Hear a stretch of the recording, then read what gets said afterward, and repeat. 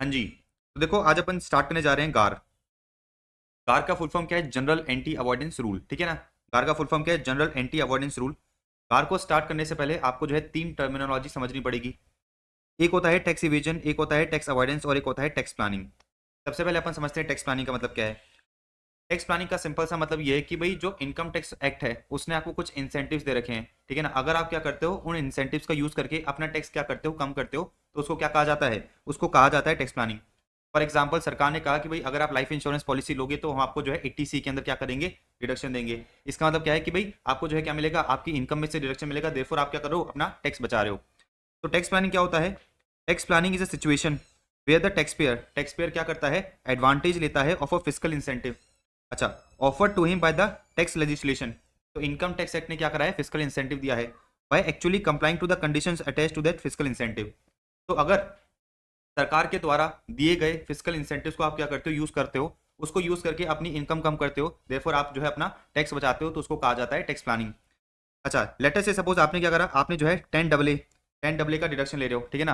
आप क्या कर रहे हो? 10 डबल ए का डिडक्शन ले रहे हो, तो आपने क्या करा? एक यूनिट सीज में खोली और उधर से क्या कर रहे हो? एक्सपोर्ट कर रहे हो। तो सरकार कहती है कि भाई अगर आप सीज यूनिट से एक्सपोर्ट करते हो तो आपका जो भी एक्सपोर्ट प्रॉफिट आता है उसका हम आपको क्या करेंगे? उसका हम आपको 100% डिडक्शन या 50% डिडक्शन देंगे।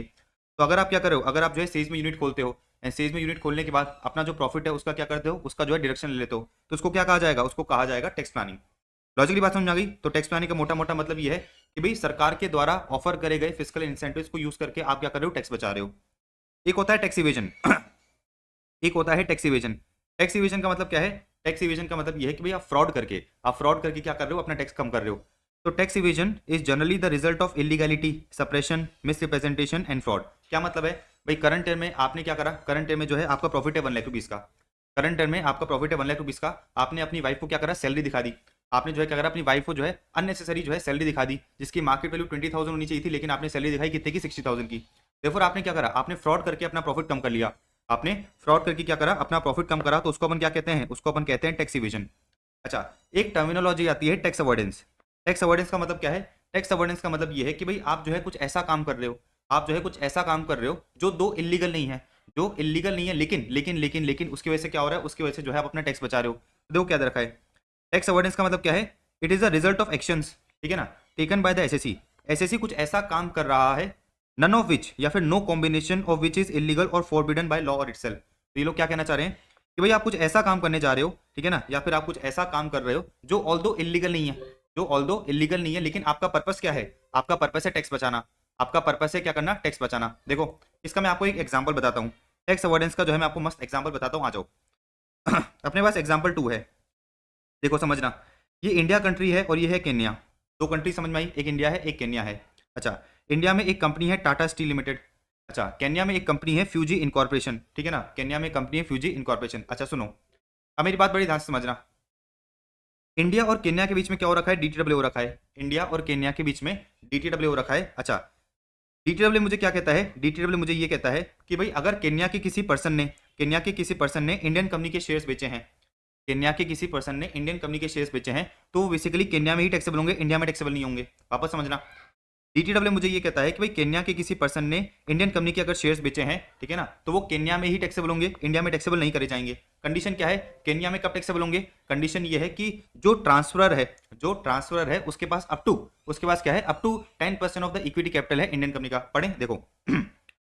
Under the provisions of DTW between India and Kenya, ठीक है, any capital gains arising from the sale of shares of Tata Steel Limited and Indian company would be taxable only in Kenya. सिर्फ और सिर्फ Kenya में ही taxable होंगे।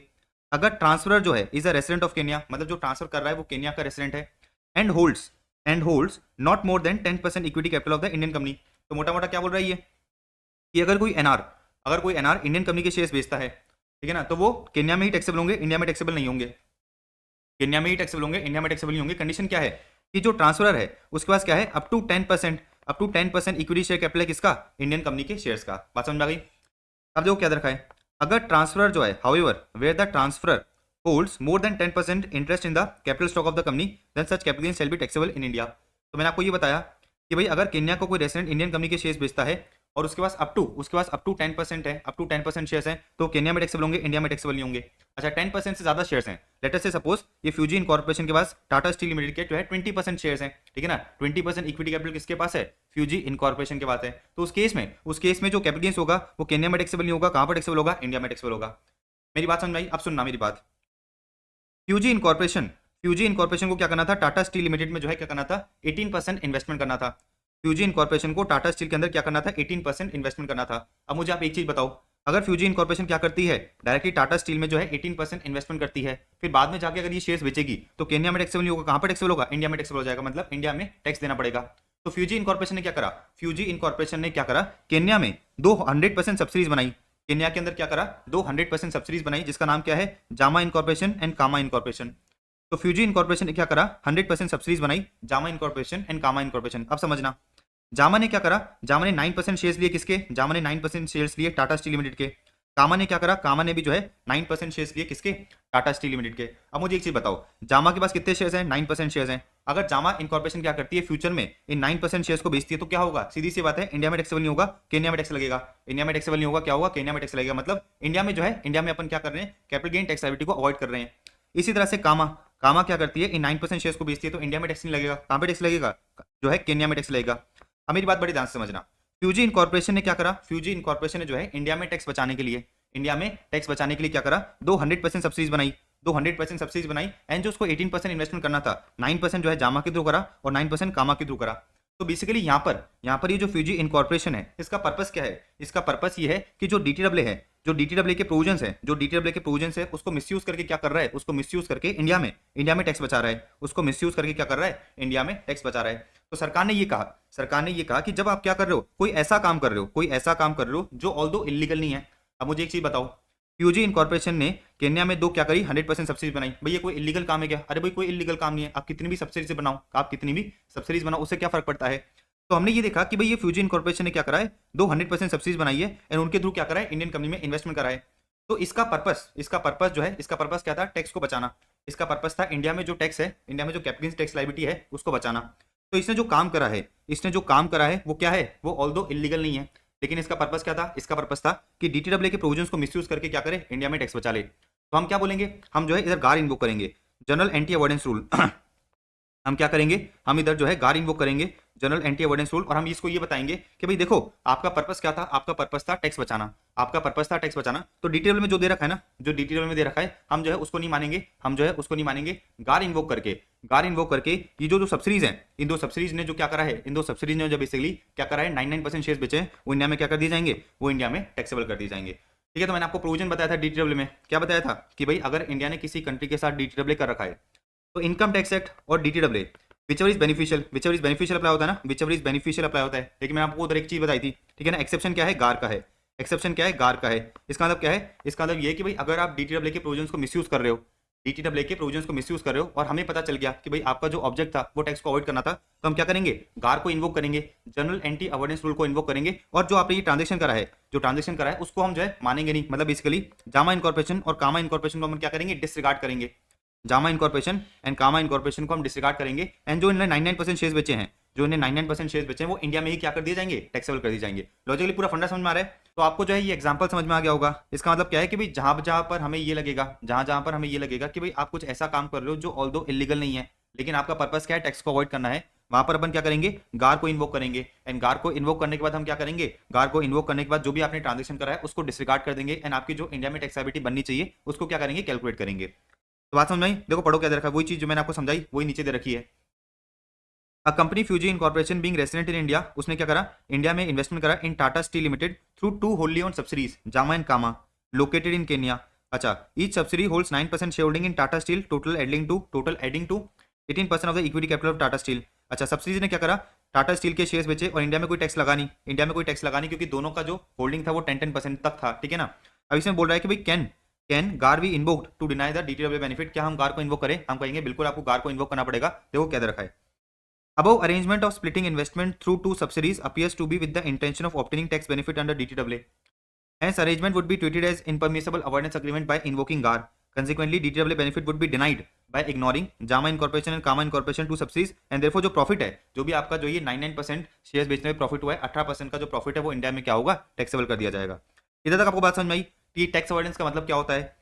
अब एक और चीज समझना, अब जो है आपको एक और चीज समझाते हैं कि ये जो टैक्स अवॉइडेंस है, गार जो है जनरल एंटी अवॉइडेंस रूल जो है क्या करता है, टैक्स अवॉइडेंस से डील करता है। देखो क्या रखा है, गार के provisions do not deal with the cases of tax evasion या फिर टैक्स प्लानिंग। तो गार के जो प्रोविजंस है वो टैक्स प्लानिंग और टैक्स इवेजन से डील नहीं करते, क्योंकि ये जो टैक्स इवेजन वाले केसेस होते हैं और ये जो टैक्स प्लानिंग वाले केसेस होते हैं, यहाँ पर सफिशिएंटली जो है इनकम टैक्स एक्ट में क्या हो रखा है, सफिशिएंटली इनकम टैक्स एक्ट में इन इश्यूज को एड्रेस कर रखा है।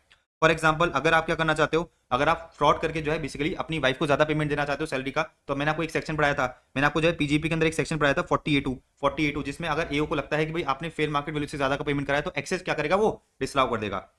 तो बेसिकली जो टैक्स इवेजन वाले केसेस होते हैं, ये जो टैक्स इवेजन वाले केसेस होते हैं, ये क्या हो रखे हैं, इनकम टैक्स एक्ट में सफिशिएंटली एड्रेस हो रखे हैं। फॉर एग्जांपल, अगर करंट टाइम में आप क्या करते हो, करंट टाइम में जो है आप कैश में पेमेंट करते हो, करंट टाइम में आप किसी पर्सन को क्या करते हो, कैश में पेमेंट करते हो, एक्सीडिंग 10,000 इन अ डे, तो खर्चा आपको क्या कर दिया जाता है, डिसअलाउ कर दिया जाता है। तो ये जो टैक्स इवेजन वाले केस होते हैं, टैक्स इवेजन वाले जो केस होते हैं, जहां पर सरकार को लगता है कि भाई आप फ्रॉड कर सकते हो, वहां पर सरकार ने क्या कर रखे हैं, प्रोविजंस बना रखे हैं। टैक्स प्लानिंग पे गार नहीं लगता, टैक्स प्लानिंग पे जो है गार नहीं लगता, क्योंकि टैक्स प्लानिंग का जो आपको क्या मिलता है, एडवांटेज मिलता है, वो कुछ कंडीशंस को फुलफिल करने में मिलता है।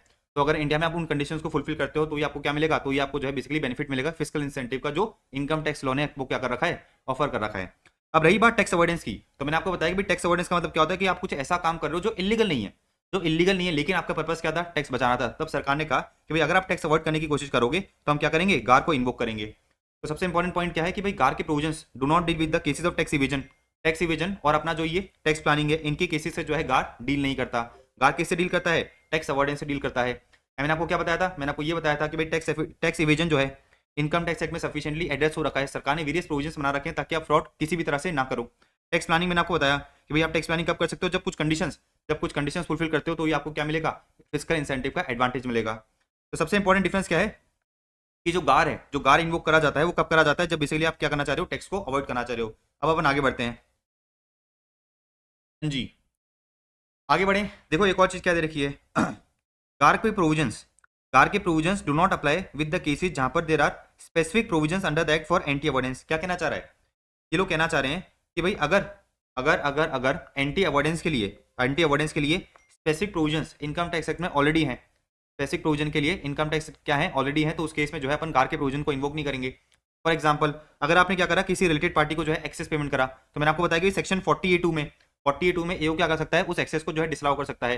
तो बेसिकली ये वाली चीज स्पेसिफिक प्रोविजन से इनकम टैक्स एक्ट में क्या हो रही है, एड्रेस हो रही है, तो वहां पर आपको गार को इन्वोक करने की जरूरत नहीं है। गार कब इन्वोक होता है, जहां पर आप कुछ ऐसा काम कर रहे हो जो इलीगल नहीं है, लेकिन आपका पर्पस क्या था, टैक्स बचाना था, तो हमने ये बताया कि गार के प्रोविजंस कब अप्लाई नहीं होंगे, जहां पर ऑलरेडी इंडिया में क्या दे रखा है, इंडिया के इनकम टैक्स एक्ट में स्पेसिफिक प्रोविजंस दे रखे हैं to address a particular issue. बात समझ में आई। देखो क्या दे रखा है, provisions of specific anti avoidance rules. अच्छा, स्पेसिफिक प्रोविजंस का मतलब क्या है, स्पेसिफिक प्रोविजंस का मतलब है कि भाई इनकम टैक्स एक्ट में अपने इतने सारे प्रोविजंस पढ़े ना, इनकम टैक्स एक्ट में अपने इतने सारे सेक्शंस पढ़े, इतने सारे प्रोविजंस पढ़े, उनको अपन क्या कहते हैं, स्पेसिफिक प्रोविजंस कहते हैं। अच्छा, provisions of specific anti avoidance rules, ठीक है ना, एंड गार कैन को एग्जिस्ट। अच्छा, मैंने आपको एक 94 भी बताया था, कि भाई अगर आप एनआर एसोसिएट एंटरप्राइज को क्या करते हो, इंटरेस्ट का पेमेंट करते हो, तो 30% ऑफ एबिटा तक क्या कर दिया जाता है, रेस्ट्रिक्ट कर दिया जाता है। तो वो क्या है, स्पेसिफिक प्रोविजन है। अब इन लोगों ने कहा कि जो सार है, ठीक है ना, सार का मतलब क्या होता है, स्पेसिफिक एंटी अवॉइडेंस रूल, ठीक है ना, तो एक तो होता है गार और एक होता है सार। तो ऐसा SWR का मतलब क्या होता है, स्पेसिफिक एंटी अवॉइडेंस रूल। तो provisions of GAAR and car can को एग्जिस्ट, ठीक है ना, प्रोविजंस ऑफ सार एंड गार कैन को एग्जिस्ट, इतनी बात समझ में आई। अब सबसे इंपॉर्टेंट एक और चीज समझना कि भाई गार के प्रोविजंस अप्लाई कब से होंगे, तो गार के provisions are applicable from the assessment year 18-19, मतलब प्रीवियस ईयर क्या हो गया, प्रीवियस ईयर हो गया 17-18। तो गार के प्रोविजंस कौन से प्रीवियस ईयर से एप्लीकेबल है, प्रीवियस ईयर 17-18 से एप्लीकेबल है। देयरफॉर 1 अप्रैल 2017 से ही जो है गार के प्रोविजंस अप्लाई होंगे। उससे पहले के जो भी आपने ट्रांजेक्शंस कर रखे हैं उस पर गार अप्लाई नहीं किया जाएगा। तो ये क्या है, again very important topic, very important point कि भाई गार के प्रोविजंस कब से अप्लाई होंगे, गार के प्रोविजंस आपका प्रीवियस ईयर 17-18 से अप्लाई होंगे, विच मींस 1 अप्रैल 2017 से जो है गार के प्रोविजंस अप्लाई करे जाएंगे। Okay, just give me a second. हाँ जी, देखो नेक्स्ट पॉइंट क्या देखा है कि इन्वेस्टमेंट्स मेड या फिर एक्वायर्ड प्रायर टू 1 अप्रैल 2017, उसको हम क्या करेंगे, उसको हम ग्रैंडफादर कर देंगे। ग्रैंडफादर का मतलब क्या है, गार के प्रोविजन से कवर नहीं करा जाएगा। तो आगे मैंने वही चीज बताई भाई 1 अप्रैल 2017 से पहले के जो भी आपने ट्रांजेक्शन कर रखे हैं उस पर गार इन्वोक नहीं किया जाएगा। अच्छा, एक और चीज समझना, गार के जो प्रोविजंस होते हैं चिल्लर केसेस में अप्लाई नहीं होते। तो गार के प्रोविजंस कब अप्लाई होंगे? जहां पर aggregate tax benefit in the relevant previous year arising to all the parties to the arrangement 3 crore से ज्यादा है। तो करंट ईयर में, अगर करंट ईयर में कोई ट्रांजेक्शन हुआ है, करंट ईयर में किसी पर्सन ने क्या करा है, कोई ट्रांजेक्शन करा है, तो हम ये देखेंगे कि जो एग्रीगेट टैक्स बेनिफिट लिया जा रहा है, जो एग्रीगेट टैक्स बेनिफिट लिया जा रहा है, अगर वो 3 करोड़ से ज्यादा का है, अगर वो 3 करोड़ से ज्यादा का है, तो ही हम क्या करेंगे, गार के प्रोविजंस को इन्वोक करेंगे। अच्छा, एक और चीज समझना, ये जो टैक्स बेनिफिट की लिमिट है, ये जो अपन टैक्स बेनिफिट की लिमिट चेक करते हैं, ये सारी पार्टीज का अपन क्या करेंगे, सारी पार्टीज का जो है क्यूमुलेटिव देखेंगे। मतलब फॉर एग्जांपल, अगर कोई ट्रांजेक्शन में जो है 3 पार्टीज इन्वॉल्व है, तो हम ये देखेंगे कि भाई इन तीनों पार्टीज को जो टैक्स बेनिफिट हो रहा है, इन तीनों पार्टीज को जो टैक्स बेनिफिट हो रहा है, अगर वो 3 करोड़ से ज्यादा है, तो ये हम क्या करेंगे, गार के प्रोविजंस को इन्वोक करेंगे। चिल्लर प्रोविजंस में, ठीक है ना, चिल्लर केसेस में जो है गार के प्रोविजंस इन्वोक नहीं करे जाएंगे। तो अगेन ये इंपॉर्टेंट है, अगेन ये जो टाइम लिमिट है ये क्या है, इंपॉर्टेंट है। डन है। अब एक और चीज समझो, अब जो है एक और चीज समझना, गार के प्रोविजंस कब अप्लाई नहीं होंगे, देखो क्या दे रखा है, एग्जेम्पशन फ्रॉम गार का प्रोविजंस। अगर कोई फॉरेन इंस्टीट्यूशनल इन्वेस्टर है जो इंडिया के अंदर क्या है, एक एसएससी है, and has not taken the benefit of DTW, उसने डीटीडब्ल्यू का बेनिफिट नहीं ले रखा, एंड उसने क्या कर रखा है, इन्वेस्ट कर रखा है इन द अनलिस्टेड या unlisted securities, in the listed या फिर unlisted securities with prior permission, तो उस केस में जो है गार के प्रोविजंस को इन्वोक नहीं किया जाएगा। तो अगर कोई एफआईआई है, उसने जो है डीटीडब्ल्यू का बेनिफिट नहीं ले रखा, एंड क्या कर रखा है, इंडिया में लिस्टेड या अनलिस्टेड सिक्योरिटीज में इन्वेस्टमेंट कर रखा है, तो उस पर जो है गार के प्रोविजंस अप्लाई नहीं किए जाएंगे, क्योंकि सरकार ने कहा कि भाई देखो, हम चाहते हैं कि भाई एफआईआई जो है इंडिया में आके ज्यादा से ज्यादा क्या करे, ट्रांजेक्शन करे, इंडिया का जो है स्टॉक मार्केट क्या होगा, ग्रो करेगा। तो सरकार ने क्या करा, एफआईआई को जो है एक्सक्लूड कर दिया कि भाई एफआईआई तुम जो भी ट्रांजेक्शन करोगे, ठीक है ना, तुम जो भी ट्रांजेक्शन करोगे उसमें हम जो है गार के प्रोविजन चेक नहीं करेंगे, बट कंडीशन ये है कि भाई आपने डीटीडब्ल्यू का बेनिफिट नहीं ले रखा, आपने जो है डीटीडब्ल्यू का बेनिफिट नहीं ले रखा। डन है। अब देखो क्या दे रखा है, सेक्शन 95 एप्लीकेबिलिटी ऑफ गार, सेक्शन 95 एप्लीकेबिलिटी ऑफ गार, पढ़ो क्या दे रखा है, not with standing anything contain in the act. मतलब इनकम टैक्स एक्ट में कुछ भी दे रखा हो, हमें उससे कोई लेने देना नहीं है। इनकम टैक्स एक्ट में कुछ भी दे रखा हो, हमें उससे लेने देना नहीं है। An arrangement entered into by an assessee may be declare to be impermissible avoidance agreement. तो अगर कोई ट्रांजेक्शन किसने करा है, एक पर्सन ने करा है, अगर कोई ट्रांजेक्शन किसी पर्सन ने करा है, तो उसको क्या माना जाएगा, इम्परमिसेबल अवॉइडेंस एग्रीमेंट माना जाएगा। एंड अकॉर्डिंगली अपन क्या करेंगे, गार को इन्वोक करके टैक्स लायबिलिटी को डिटरमिन करेंगे। And the consequence in relation to the tax arising therefrom may be determined subject to the provisions of this chapter. तो इसने कहा कि भाई notwithstanding anything contain in the Income tax Act, Income tax act में कुछ भी लिखा हो, हमें उससे लेना देना नहीं है। किसी अरेंजमेंट को क्या डिक्लेयर करा जा सकता है, किसी अरेंजमेंट को इम्परमिसेबल अवॉइडेंस एग्रीमेंट डिक्लेयर करा जा सकता है। इम्परमिसेबल अवॉइडेंस एग्रीमेंट का क्या मतलब है कि भाई कोई एक ऐसा अरेंजमेंट है जो ऑल दो इलीगल नहीं है, लेकिन उसका पर्पस क्या है, टैक्स बेनिफिट लेना। तो किसी ट्रांजेक्शन को, किसी अरेंजमेंट को जो है इम्परमिसेबल अवॉइडेंस एग्रीमेंट डिक्लेयर करा जा सकता है, एंड अकॉर्डिंगली गार इन्वोक करके अपन क्या करेंगे, टैक्स लायबिलिटी को डिटरमिन करेंगे। ये तो हो गया सेक्शन 95, ये तो हो गया सेक्शन 95 एप्लीकेबिलिटी ऑफ गार। अब सवाल ये आता है कि भाई इम्परमिसेबल अवॉइडेंस एग्रीमेंट का क्या मतलब है, इम्परमिसेबल अवॉइडेंस एग्रीमेंट का क्या मतलब है समझना। तो देखो क्या दे रखा है, सेक्शन 96 इम्परमिसेबल अवॉइडेंस एग्रीमेंट की जो है डेफिनेशन दे रखी है। आ जाओ इम्परमिसेबल अवॉइडेंस एग्रीमेंट देखते हैं, just give me a second. Alright, तो अपन देखने जा रहे हैं कि भाई इम्परमिसेबल अवॉइडेंस एग्रीमेंट का क्या मतलब है समझना। तो एन इम्परमिसेबल अवॉइड एग्रीमेंट, जिसको अपन क्या बोलेंगे शॉर्ट में IAA, ठीक है ना, या फिर IAA।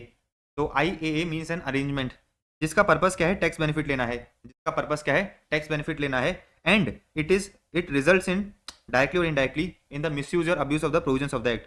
तो बेसिकली एक ऐसा अरेंजमेंट, एक ऐसा ट्रांजेक्शन जिसका पर्पस क्या है, जिसका पर्पस टैक्स बेनिफिट लेना है, एंड वो क्या कर रहा है, वो ट्रांजेक्शन जो है मिसयूज कर रहा है, अब्यूज कर रहा है प्रोविजंस ऑफ द एक्ट को, तो उसको अपन क्या करेंगे, IAA डिक्लेयर कर देंगे। एंड अकॉर्डिंगली गार इन्वोक करके अपन क्या करेंगे, टैक्स लायबिलिटी को जो है इंडिया में क्या करेंगे, डिटरमिन करेंगे। तो एग्जांपल नंबर 2 मैंने आपको समझाई दिया था, इंडिया और केन्या वाला एग्जांपल, मैंने आपको समझा दिया था। तो हम क्या करेंगे, इस ट्रांजेक्शन को, इस अरेंजमेंट को क्या करेंगे, इस अरेंजमेंट को डिसरिगार्ड करेंगे, गार को इन्वोक करेंगे, एंड अकॉर्डिंगली जो भी टैक्स लायबिलिटी है वो इंडिया में क्या होगी, डिटरमिन करके पे करी जाएगी। तो IAA का मतलब समझ में आया, the main purpose of which is to obtain tax benefit and it results in directly और इनडायरेक्टली इन द मिसयूज या abuse of the provisions of the act. अब एक और चीज समझो, IAA मीन्स एन अरेंजमेंट जिसका पर्पस क्या है, टैक्स बेनिफिट लेना है, एंड इट क्रिएट्स राइट्स और obligations which are not ordinarily created between the persons dealing at arm length price. मतलब आपने क्या करा, आर्म लेंथ प्राइस पे ट्रांजेक्शन नहीं करा, आपने कोई आर्म लेंथ प्राइस पे ट्रांजेक्शन नहीं करा, तो उसको भी अपन क्या डिक्लेयर कर सकते हैं, IAA डिक्लेयर कर सकते हैं, अगर मेन पर्पस क्या था, टैक्स बेनिफिट लेना था। आ जाओ एग्जांपल नंबर 1 देखते हैं। देखो ये रहा एग्जांपल नंबर 1, समझना। एक यामाहा कंपनी है जो जर्मनी की क्या है, रेसिडेंट है। अच्छा, उसने क्या करा, इंडिया की एक कंपनी के साथ अग्रीमेंट करा। It enters into an agreement with Z energy limited, an Indian company, for setting up power plant in India. तो बेसिकली जर्मनी की कंपनी ने क्या करा, इंडिया की कंपनी के साथ एक एग्रीमेंट करा कि भाई ठीक है, हम क्या करेंगे, इंडिया में जो है आपको एक पावर प्लांट सेटअप करके दे देंगे, आपको जो है क्या करेंगे, एक पावर प्लांट सेटअप करके दे देंगे। अच्छा, एक और चीज देखो क्या दे रखा है, it is a composite agreement, it is a composite agreement, जिसमें टोटल प्राइस कितनी होगी, जिसमें टोटल प्राइस $100 मिलियन की है, ठीक है ना। अच्छा, ये $100 मिलियन को हमने क्या कर रखा है, $100 मिलियन को हमने जो है बेसिकली क्या कर रखा है, 3 पार्ट्स में डिवाइड कर रखा है एग्रीमेंट के बेसिस पे।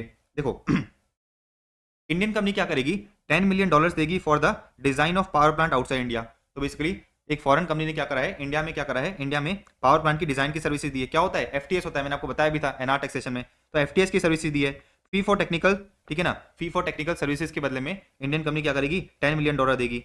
तो $10 million for the design of power plant outside India, payment payment for which is taxable at the rate of 20% gross basis. मैंने आपको समझाया भी था कि भाई सेक्शन 115A के अंदर जो आपका एफटीएस होता है वो 20% टैक्सेबल होता है। अच्छा, $70 मिलियन दिए जाएंगे for the offshore supplies of equipment etcetera, ठीक है ना। तो बेसिकली क्या बोल रहे हैं, ये बोल रहे हैं कि भाई पावर प्लांट इंडिया में सेटअप होगा, इंडिया में सेटअप होगा, तो बेसिकली जो पावर प्लांट के इक्विपमेंट्स है, जो पावर प्लांट के इक्विपमेंट्स है उसका पेमेंट कितना है, उसका पेमेंट है $70 मिलियन। अच्छा, not taxable as no role is played by any P in India, these are not subject to import duty. मतलब बेसिकली जर्मनी की कंपनी ने क्या करा है, जर्मनी की कंपनी में इंडियन कंपनी को, जर्मनी की कंपनी ने इंडियन कंपनी को जो है इक्विपमेंट्स बेचे हैं, क्या करे हैं, इक्विपमेंट्स बेचे हैं। तो बेसिकली क्या है, एक तरह से import of goods into India है, क्या है, import of goods into India. और मैंने आपको एनआर टैक्सेशन में समझाया भी था कि भाई अगर आप क्या करते हो, एनआर से माल इंपोर्ट कराते हो, ठीक है ना, तो एनआर ने क्या करा, एक्सपोर्ट करा, आपने क्या करा, इंडिया में माल इंपोर्ट करा, तो एनआर के हाथ में वो इनकम टैक्सेबल नहीं होती। क्यों नहीं होती, अगर ऐसा होने लग गया तो कोई भी कंट्री जो है इंडिया में एक्सपोर्ट करेगी ही नहीं, कोई भी कंट्री इंडिया में एक्सपोर्ट करेगी ही नहीं, ठीक है ना। तो मैंने आपको समझाया था कि भाई एनआर की business income with India, NR की business income with India taxable नहीं होती, लेकिन एनआर की बिजनेस इनकम इन इंडिया क्या होती है, टैक्सेबल होती है, एनआर टैक्सेशन, ठीक है ना। तो $70 मिलियन दिए जाएंगे किसके लिए, इक्विपमेंट्स के लिए। अच्छा, आगे देखो क्या रखा है, $20 मिलियन दिए जाएंगे for the local supplies and installation charges. तो फॉरेन कंपनी ने इंडिया में आके क्या करा, कुछ इंस्टॉलेशन करा, उसके हम चार्जेस उसको उसके हम चार्जेस कितना देंगे, $20 मिलियन देंगे। अच्छा, ये इंडिया में क्या होगा, ये इंडिया में जो है इनकम, नेट इनकम बेसिस पे क्या कर दिया जाएगा, टैक्सेबल कर दिया जाएगा। तो फॉरेन कंपनी को क्या करना पड़ेगा, फॉरेन कंपनी को जो है इस $20 मिलियन पे भी क्या करना पड़ेगा, पेमेंट करना पड़ेगा। अब समझना, अग्रीमेंट में हमने क्या बताया, अग्रीमेंट में हमने ये दिखाया कि भाई 10 मिलियन का पेमेंट जो है करा जा रहा है एफटीएस के लिए, 70 मिलियन का पेमेंट करा जा रहा है किसके लिए, इक्विपमेंट्स के लिए। अच्छा, हमें ये पता चला बाद में, जो हमें ये पता चला, it is found that the fair market value of the offshore design is $30 million. तो हमें ये पता चला कि भाई जो एफटीएस की सर्विसेज दी गई ना, एफटीएस की सर्विसेज दी गई है, इसका जो फेयर मार्केट वैल्यू है वो $30 मिलियन है। वो क्या है, $30 मिलियन है। मतलब हमने क्या कर रखा है, एफटीएस का जो क्या था, इनवॉइस था, उसको अंडर वैल्यू कर रखा है। भाई हमें $30 मिलियन पे करना था, लेकिन मैंने कितना दिखा रखा है कॉन्ट्रैक्ट में, मैंने कॉन्ट्रैक्ट में दिखा रखा है $10 मिलियन। आगे दो क्या रखा है, it is found that the fair market value of the offshore design is $30 million instead of $10 million. आपने जो है $10 मिलियन दिखा रखा है, therefore it is under invoiced, आपने क्या कर रखा है, अंडर इनवॉइस कर रखा है। On the other hand offshore supplies को हमने क्या कर रखा है, ओवर इनवॉइस कर रखा है। इसका मतलब क्या है, इसका मतलब ये है कि भाई ये जो आपके इक्विपमेंट्स, ये जो इक्विपमेंट्स का आपका फेयर मार्केट वैल्यू है वो कितना है, इक्विपमेंट्स का फेयर मार्केट वैल्यू है 50 है, लेकिन आपने दिखा कितना रखा है, आपने दिखा रखा है 70। अच्छा, आपका पर्पस क्या था, आपका पर्पस ये था कि भाई एफटीएस की सर्विसेज पे जो है आप इंडिया में टैक्स कम पे करो, एफटीएस की सर्विसेज पे आपको जो है क्या करना था, इंडिया में कम टैक्स पे करना था। देयरफॉर आपने क्या करा, 30 की जगह 10 दिखाया, मतलब 20 कम करके दिखाया, और 20 जो है आपने कम करा, उसको क्या करा, उसको जो है बेसिकली इक्विपमेंट्स की कॉस्ट में ऐड कर दिया। तो अगर आप देख सकते हो 30 की चीज को मैंने 10 पे दिखाया है, और इधर 50 की चीज को मैंने 70 पे दिखाया है। बात समझ में आ गई। तो मोटा मोटा आप क्या कर रहे हो, आप जो है एक ऐसा ट्रांजेक्शन कर रहे हो, ठीक है ना। अग्रीमेंट में क्या करा, अग्रीमेंट में जो है आपने $10 मिलियन दिखाया किसके लिए, एफटीएस के लिए, लेकिन उसकी वैल्यू एक्चुअल में होनी कितनी चाहिए थी, 30। उसकी वैल्यू एक्चुअल में होनी कितनी चाहिए थी, 30। अच्छा, आपने ऐसा क्यों करा है, क्योंकि जो एफटीएस की सर्विसेज होती है वो इंडिया में 20% टैक्सेबल होती है। एफटीएस की सर्विसेज इंडिया में क्या होती है, 20% पे क्या होती है, टैक्सेबल होती है। अच्छा, आपको जो है टैक्स बचाना था, इसलिए आपने क्या करा, 10 मिलियन को जो है, सॉरी 30 मिलियन को आपने क्या करा, 30 मिलियन को 10 मिलियन पे दिखाया। तो सरकार क्या बोलेगी, सरकार ये बोलेगी कि भाई देखो, आपने अग्रीमेंट के अंदर जो है ये चीजें डिसाइड कर रखी है, ये इलीगल तो नहीं है, ये इलीगल तो नहीं है, लेकिन आपका पर्पस क्या था, आपका पर्पस था इंडिया में टैक्स बचाना। हम क्या करेंगे, हम गार को इन्वोक करेंगे, हम गार को इन्वोक करेंगे, एंड ये जो एफटीएस है इसकी वैल्यू 30 लेंगे, इसकी वैल्यू 30 लेंगे, अकॉर्डिंगली आपको क्या करना पड़ेगा, $30 मिलियन पे इंडिया में टैक्स पे करना पड़ेगा। तो इधर देखो क्या दे रखा है, इधर इन लोगों ने बता रखा है कि भाई हम क्या गार्ड इन्वोक कर सकते हैं। हम बोलेंगे बिल्कुल आप गार्ड इन्वोक कर सकते हो, क्योंकि आपका पर्पस था टैक्स बचाना, ठीक है ना। एंड ट्रांजेक्शन को जो है आपने आर्म लेंथ प्राइस पे नहीं दिखा रखा। तो वही चीज है ना, कि भाई किसी ट्रांजेक्शन को, किसी अरेंजमेंट को अपन आईएए कब बोलेंगे, जब आपका पर्पस है टैक्स बचाना, और जब आपने जो है ट्रांजेक्शन, जब आपने जो ट्रांजेक्शन है वो आर्म लेंथ प्राइस पे नहीं कर रखे। डन है, आगे बढ़े, आ जाओ पॉइंट नंबर सी देखते हैं, आ जाओ point number C, just give me a second. हाँ जी, आगे देखो क्या दे रखा है, IAA, okay, IAA means an arrangement या agreement, the main purpose of which is to obtain tax benefit and it lacks or deem to lack commercial substance, it lacks or deem to lack commercial substance. आ जाओ example number 3, example number 3 पे आ जाते हैं। देखो ये रहा, सन India limited एक Indian company है। सन इंडिया लिमिटेड क्या है? एक इंडियन कंपनी है which is in the business of import and export of certain goods, ठीक है ना। अब सुनना, ये इंडिया है, ये इंडिया है, ये सिंगापुर है और ये दुबई है। इंडिया में एक कंपनी है सन लिमिटेड, इंडिया में एक कंपनी है सन लिमिटेड। ये क्या करती है? सिंगापुर से माल परचेस करती है और क्या करती है? सिंगापुर से माल परचेस करके दुबई में क्या करती है? दुबई में डिलीवर कर देती है। अच्छा, सिंगापुर से मैंने माल परचेस करा और क्या करा? दुबई में डिलीवर कर दिया। इनवॉइसिंग में क्या दिखाऊंगा? इनवॉइसिंग में ये दिखाऊंगा कि भाई इंडियन कंपनी ने क्या करा है, सन लिमिटेड ने जो है बेसिकली परचेस करे सिंगापुर से और सेल किसको कराए? सेल को कराए किसको? दुबई को। अच्छा, तो सन लिमिटेड की बुक्स में सेल्स दिख रही है किसको? दुबई को। सन लिमिटेड की बुक्स में जो है सेल्स दिख रही है दुबई को, मतलब इस सन लिमिटेड की जो सेल्स है इस पे जो भी प्रॉफिट आएगा उस पर क्या करना पड़ेगा? इसको इंडिया में टैक्स पे करना पड़ेगा। अब सन लिमिटेड ने क्या करा समझना, सन लिमिटेड ने क्या करा समझना। सन लिमिटेड ने जो है एक दूसरी कंट्री थी सिप्रस, एक दूसरी कंट्री थी सिप्रस, उधर क्या करा? उधर जो है एक 100% सब्सिडी खोली, उधर क्या करा? एक 100% सब्सिडी खोली। सन लिमिटेड ने जो है क्या करा? सिप्रस नाम की एक कंट्री में जो है क्या करा? अपनी एक 100% सब्सिडी खोली। अच्छा, सिप्रस जो है, सिप्रस जो कंट्री है वहां पर टैक्स नहीं लगता, सिप्रस जो कंट्री है वहां पर टैक्स नहीं लगता। हमने क्या करा? हमने जो है इधर एक 100% सब्सिडी कंपनी बनाई, मून लिमिटेड। हमने क्या करा? इधर एक 100% सब्सिडी कंपनी बनाई, मून लिमिटेड। अब मेरी बात बड़े ध्यान से समझना, पहले क्या हो रहा था? पहले जो है ये जो सेल और परचेज के ट्रांजेक्शन हैं, ये जो सेल और परचेज के ट्रांजेक्शन हैं सन लिमिटेड की बुक्स में रिकॉर्ड हो रहे थे, सन लिमिटेड की बुक्स में रिकॉर्ड हो रहे थे। देयरफॉर सन लिमिटेड को क्या करना पड़ रहा था? इंडिया के अंदर टैक्स पे करना पड़ रहा था। इसको जो है इंडिया में टैक्स बचाने के लिए इसने क्या करा? इसने जो है इंडिया में टैक्स बचाने के लिए एक 100% सब्सिडी खोली एक ऐसी कंट्री में जहां पर टैक्स नहीं लगता। इसका नाम क्या है? Moon limited.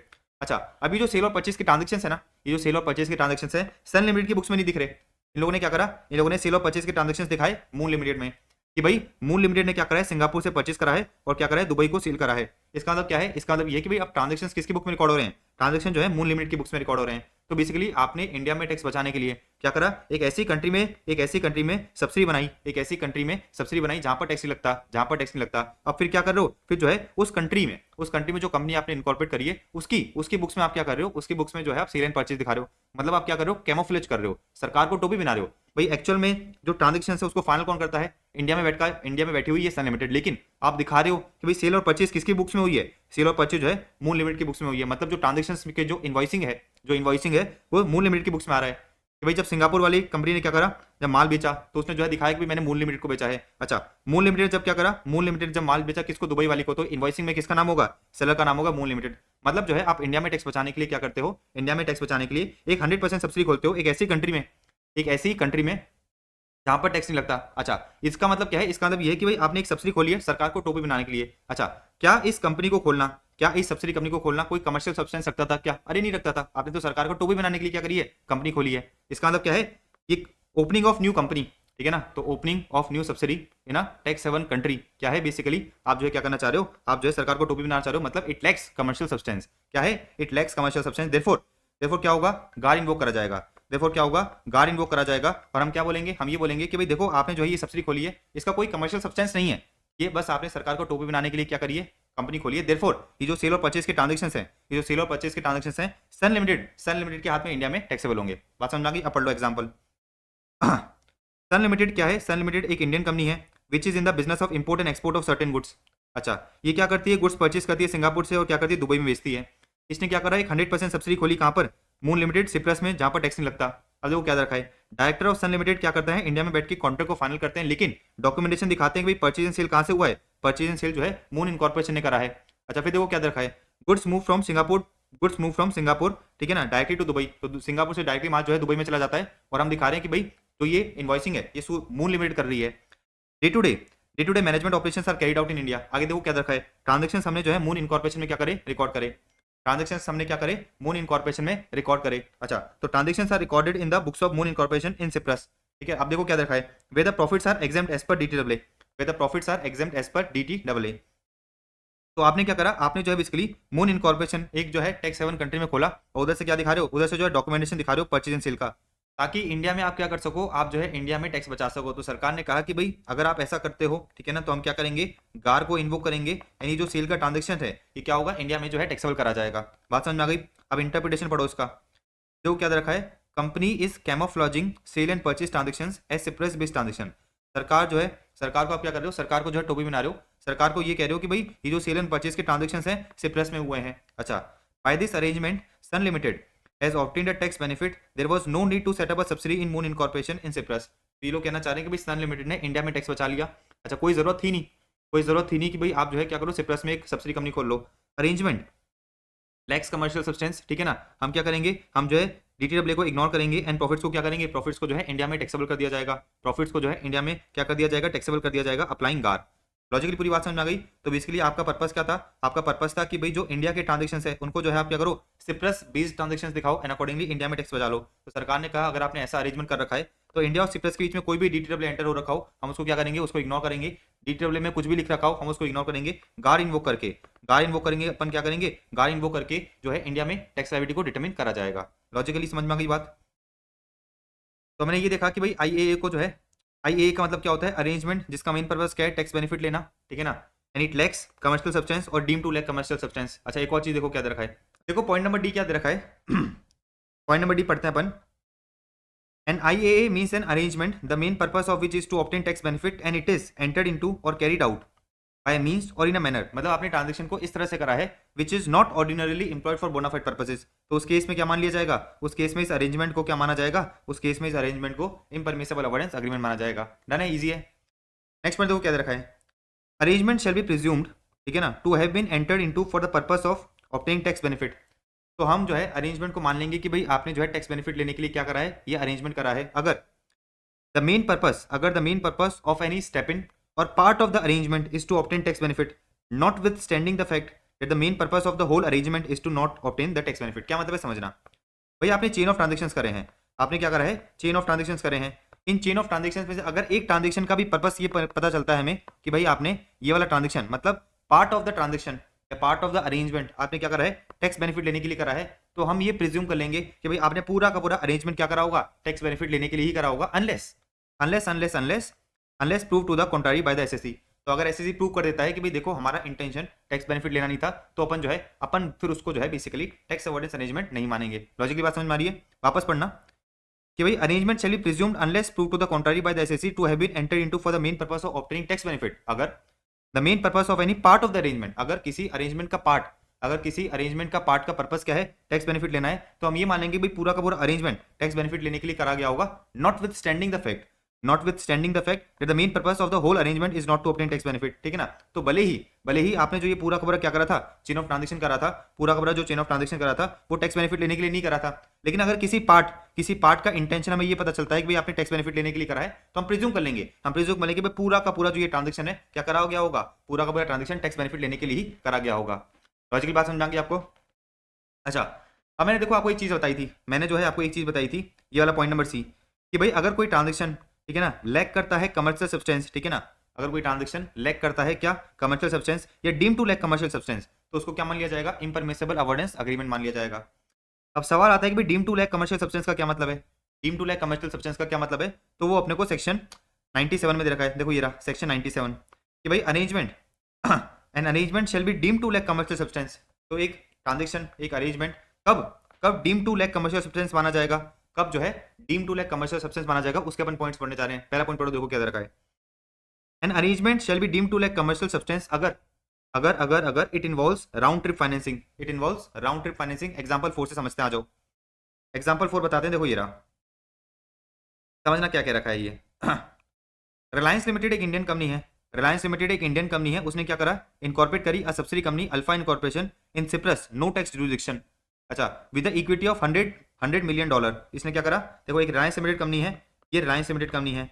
अच्छा, इसने क्या करा, एक 100% सब्सिडी खोली, एक 100% सब्सिडी खोली कहाँ पर, 100% सब्सिडी खोली सिप्रस में, 100% सब्सिडी खोली कहाँ पर, सिप्रस में। रिलायंस लिमिटेड कहाँ पर है, इंडिया में। अब मेरी बात बड़े ध्यान से समझना रिलायंस लिमिटेड ने क्या करा, 100% सब्सिडी खोली with an equity of 100 million dollar, 100 million dollar, मतलब बेसिकली रिलायंस लिमिटेड ने क्या करा, 100 मिलियन डॉलर के शेयर सब्सक्राइब करे, किसके, अल्फा इनकॉर्पोरेशन के, जो कहां पर लोकेटेड है, सिप्रस में लोकेटेड है। इतनी कहानी समझ में आई, आगे बढ़ो। अल्फा लिमिटेड ने क्या करा, Alpha Incorporation gives a loan of 100 million dollar to another Indian company SR Limited at a rate of 10% per annum, at a rate of 10% per annum. अब देखो एक कंपनी थी एसआर लिमिटेड, एक company थी SR Limited India में ही थी, एक कंपनी थी एसआर लिमिटेड इंडिया में ही थी। अल्फा ने क्या करा, अल्फा ने जो है बेसिकली 100 मिलियन डॉलर का लोन किसको दे दिया, 100 मिलियन डॉलर का लोन दे दिया किसको, एसआर लिमिटेड को। अब सुनो आगे देखो क्या दे रखा है, आगे मुझे ये बता रखा है कि भाई SR Limited claims deduction of interest payable to Alpha Incorporation from the profits of business. ये क्या कहना चाह रही है, ये पॉइंट मुझे कहना चाह रहा है कि भाई अल्फा लिमिटेड ने क्या करा है, लोन दिया है किसको, एसआर लिमिटेड को। अल्फा इनकॉर्पोरेशन ने क्या करा है, लोन दिया है एसआर लिमिटेड को। एसआर लिमिटेड क्या करती है, एसआर लिमिटेड जब बेसिकली इंटरेस्ट का पेमेंट करती है, तो ये जो एसआर लिमिटेड है ना, ये जो एसआर लिमिटेड है जब इंटरेस्ट का पेमेंट करती है, ओके हाँ, ये जो एसआर लिमिटेड क्या करती है, जब इंटरेस्ट का पेमेंट करती है तो अपनी बुक्स में क्या करती है, उस इंटरेस्ट का एक्सपेंस क्लेम कर लेती है, ठीक है। तो एसआर लिमिटेड इंटरेस्ट पे कर रही है तो उस इंटरेस्ट का क्या कर लेती है, डिडक्शन ले लेती है। एसआर लिमिटेड इंटरेस्ट का डिडक्शन ले लेती है। आगे देखो क्या दे रखा है, आगे मुझे बता रखा है कि भाई there is no other activity in Alpha Incorporation. तो अल्फा इनकॉर्पोरेशन में कोई भी दूसरी एक्टिविटी नहीं थी, कोई भी दूसरी एक्टिविटी नहीं थी। अब सवाल आता है कि भाई गार को इन्वोक करा जाए कि नहीं करा जाए। अब देखो सीधी सी बात यह है कि रिलायंस लिमिटेड क्या करती है, डायरेक्टली अगर लोन देती किसको, एसआर लिमिटेड को। रिलायंस लिमिटेड क्या करती है, अगर डायरेक्टली लोन देती एसआर लिमिटेड को, तो उस केस में क्या होता, उस केस में जो है इंटरेस्ट इनकम रिलायंस लिमिटेड के हाथ में इंडिया में टैक्सेबल हो जाती। तो रिलायंस लिमिटेड ने क्या करा, रिलायंस लिमिटेड ने जो है पैसा घुमा दिया, रिलायंस लिमिटेड ने क्या करा, पैसा घुमा दिया। इसको अपन क्या कहते हैं, राउंड ट्रिपिंग, ठीक है ना, राउंड ट्रिपिंग कर दी इसने, बोले तो पैसा घुमा दिया। तो मैंने आपको क्या बताया था ना, मैंने आपको बताया था कि भाई अगर आप क्या करते हो, अगर आप जो है राउंड ट्रिप फाइनेंसिंग करते हो तो ये माना जाएगा कि भाई आपका transaction deem to like commercial substance है, एंड अकॉर्डिंगली हम क्या करेंगे, गार को इन्वोक करेंगे। तो देखो मैंने आपको पर्पस बताया कि भाई अगर रिलायंस लिमिटेड डायरेक्टली क्या करती, लोन पे करती, सॉरी रिलायंस लिमिटेड अगर डायरेक्टली लोन देती, ठीक है ना, रिलायंस लिमिटेड अगर डायरेक्टली क्या करती, लोन देती, तो रिलायंस लिमिटेड के हाथ में क्या होता है, इंडिया में इंटरेस्ट इनकम टैक्सेबल हो जाता। तो इसने क्या करा, एक 100% सब्सिडी खोली सिप्लस में, ठीक है ना, उसमें पैसा डाला, और फिर उस कंपनी से जो है क्या करा, उस कंपनी से जो है लोन दिलवाया, उस कंपनी से क्या करा, लोन दिलवाया। अब रिलायंस लिमिटेड के हाथ में, अब जो है रिलायंस लिमिटेड के हाथ में इंटरेस्ट इनकम टैक्सेबल नहीं हो रही, तो इसको अपन क्या कहते हैं, राउंड ट्रिप फाइनेंसिंग। पढ़ो देखो आगे, इंटरप्रिटेशन पढ़ना भाई। Arrangement appears to be to avoid the payment of tax on interest income by the Reliance Limited. Reliance Limited का पर्पस क्या था कि भाई इंडिया में जो है इंटरेस्ट इनकम पे टैक्स ना पे करे। अच्छा, in case the loan is directly provided by the Reliance Limited to SR Limited. अगर मैं डायरेक्टली लोन प्रोवाइड करता, रिलायंस लिमिटेड क्या करती, डायरेक्टली लोन प्रोवाइड करती, तो रिलायंस लिमिटेड के हाथ में इंडिया में इंटरेस्ट इनकम टैक्सेबल हो जाती। Arrangement involves round tripping of funds even though the funds emanating from the Reliance Limited are not traced back to the Reliance Limited। भाई सीधी सी बात ये है, सीधी सी बात ये है कि भाई आपने क्या करा है, आपने राउंड ट्रिप फाइनेंसिंग करी है, आपने जो है राउंड ट्रिप फाइनेंसिंग करी है, पैसे को घुमाया है। Hence arrangement deemed to lack commercial substance, ठीक है ना। Consequently in the case of Reliance Limited, alpha incorporation को अपन क्या करेंगे, डिसरिगार्ड करेंगे, एंड इंटरेस्ट इनकम क्या होगी, इंटरेस्ट इनकम इंडिया में टैक्सेबल कर दी जाएगी।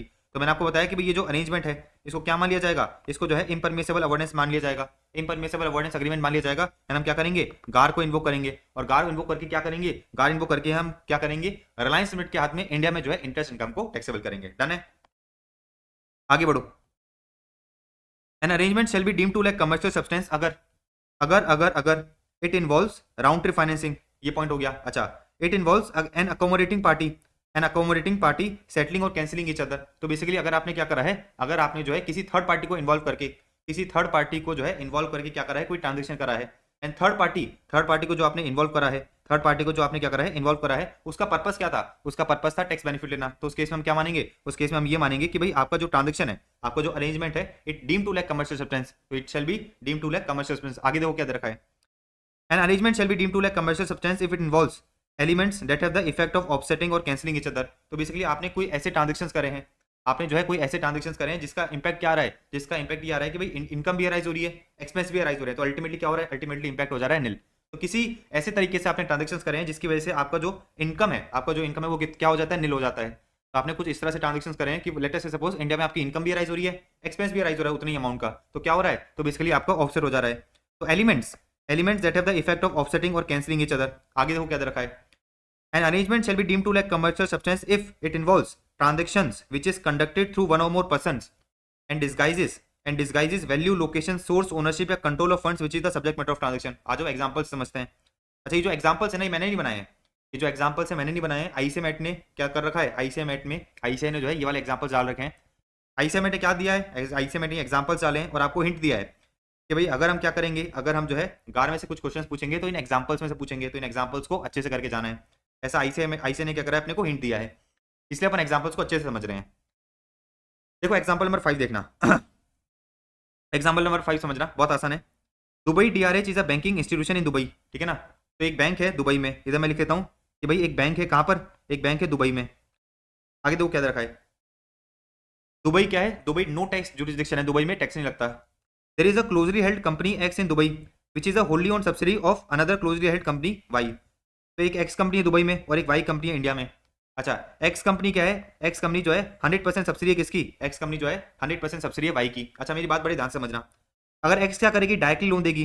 मैं बात कर लेता हूँ, ये एक्स कहाँ पर है, एक्स जो है दुबई में बैठी है, तो मैं इधर डब्बा बना देता हूँ, मैं जो इधर आपके लिए डब्बा बना देता हूँ, और ये कहाँ है, ये इंडिया है। अब सुनना मेरी बात, अगर एक्स क्या करती है, डायरेक्टली लोन देती है किसको, अगर एक्स जो है डायरेक्टली लोन देती है वाई को, तो वाई के हाथ में क्या हो जाएगा, डिम डिविडेंड हो जाएगा, वाई के हाथ में डिम डिविडेंड हो जाएगा। मैंने आपको 222 में समझाया था इनकम फ्रॉम अदर सोर्सेज में। तो अगर एक्स क्या करती है, वाई को कोई लोन देती है, अगर जो है एक्स क्या करती है, वाई को कोई लोन देती है, वाई क्या है, शेयर होल्डर है भाई, वाई ने क्या कर रखा है, 100% शेयर लड़के हैं किसके, एक्स के। तो अगर एक्स डायरेक्टली लोन देती है वाई को, तो वाई के हाथ में क्या होगा, वाई के हाथ में जो है डिम डिविडेंड मान लिया जाएगा 222 में, to the extent of accumulated profits of X. तो एक्स ने क्या करा, एक्स ने जो है बेसिकली जो भी पैसा था, जो भी पैसा था जो एक्स वाई को लोन देना था, ठीक है ना, जो भी वाई को क्या करना था, लोन देना था, उसने क्या करा, उसने जो है बैंक के पास जमा कराया, उसने जो है दुबई में बैंक के पास जमा कराया। अच्छा, और बैंक से लोन दिलवा दिया, और क्या करा, बैंक से लोन दिलवा दिया।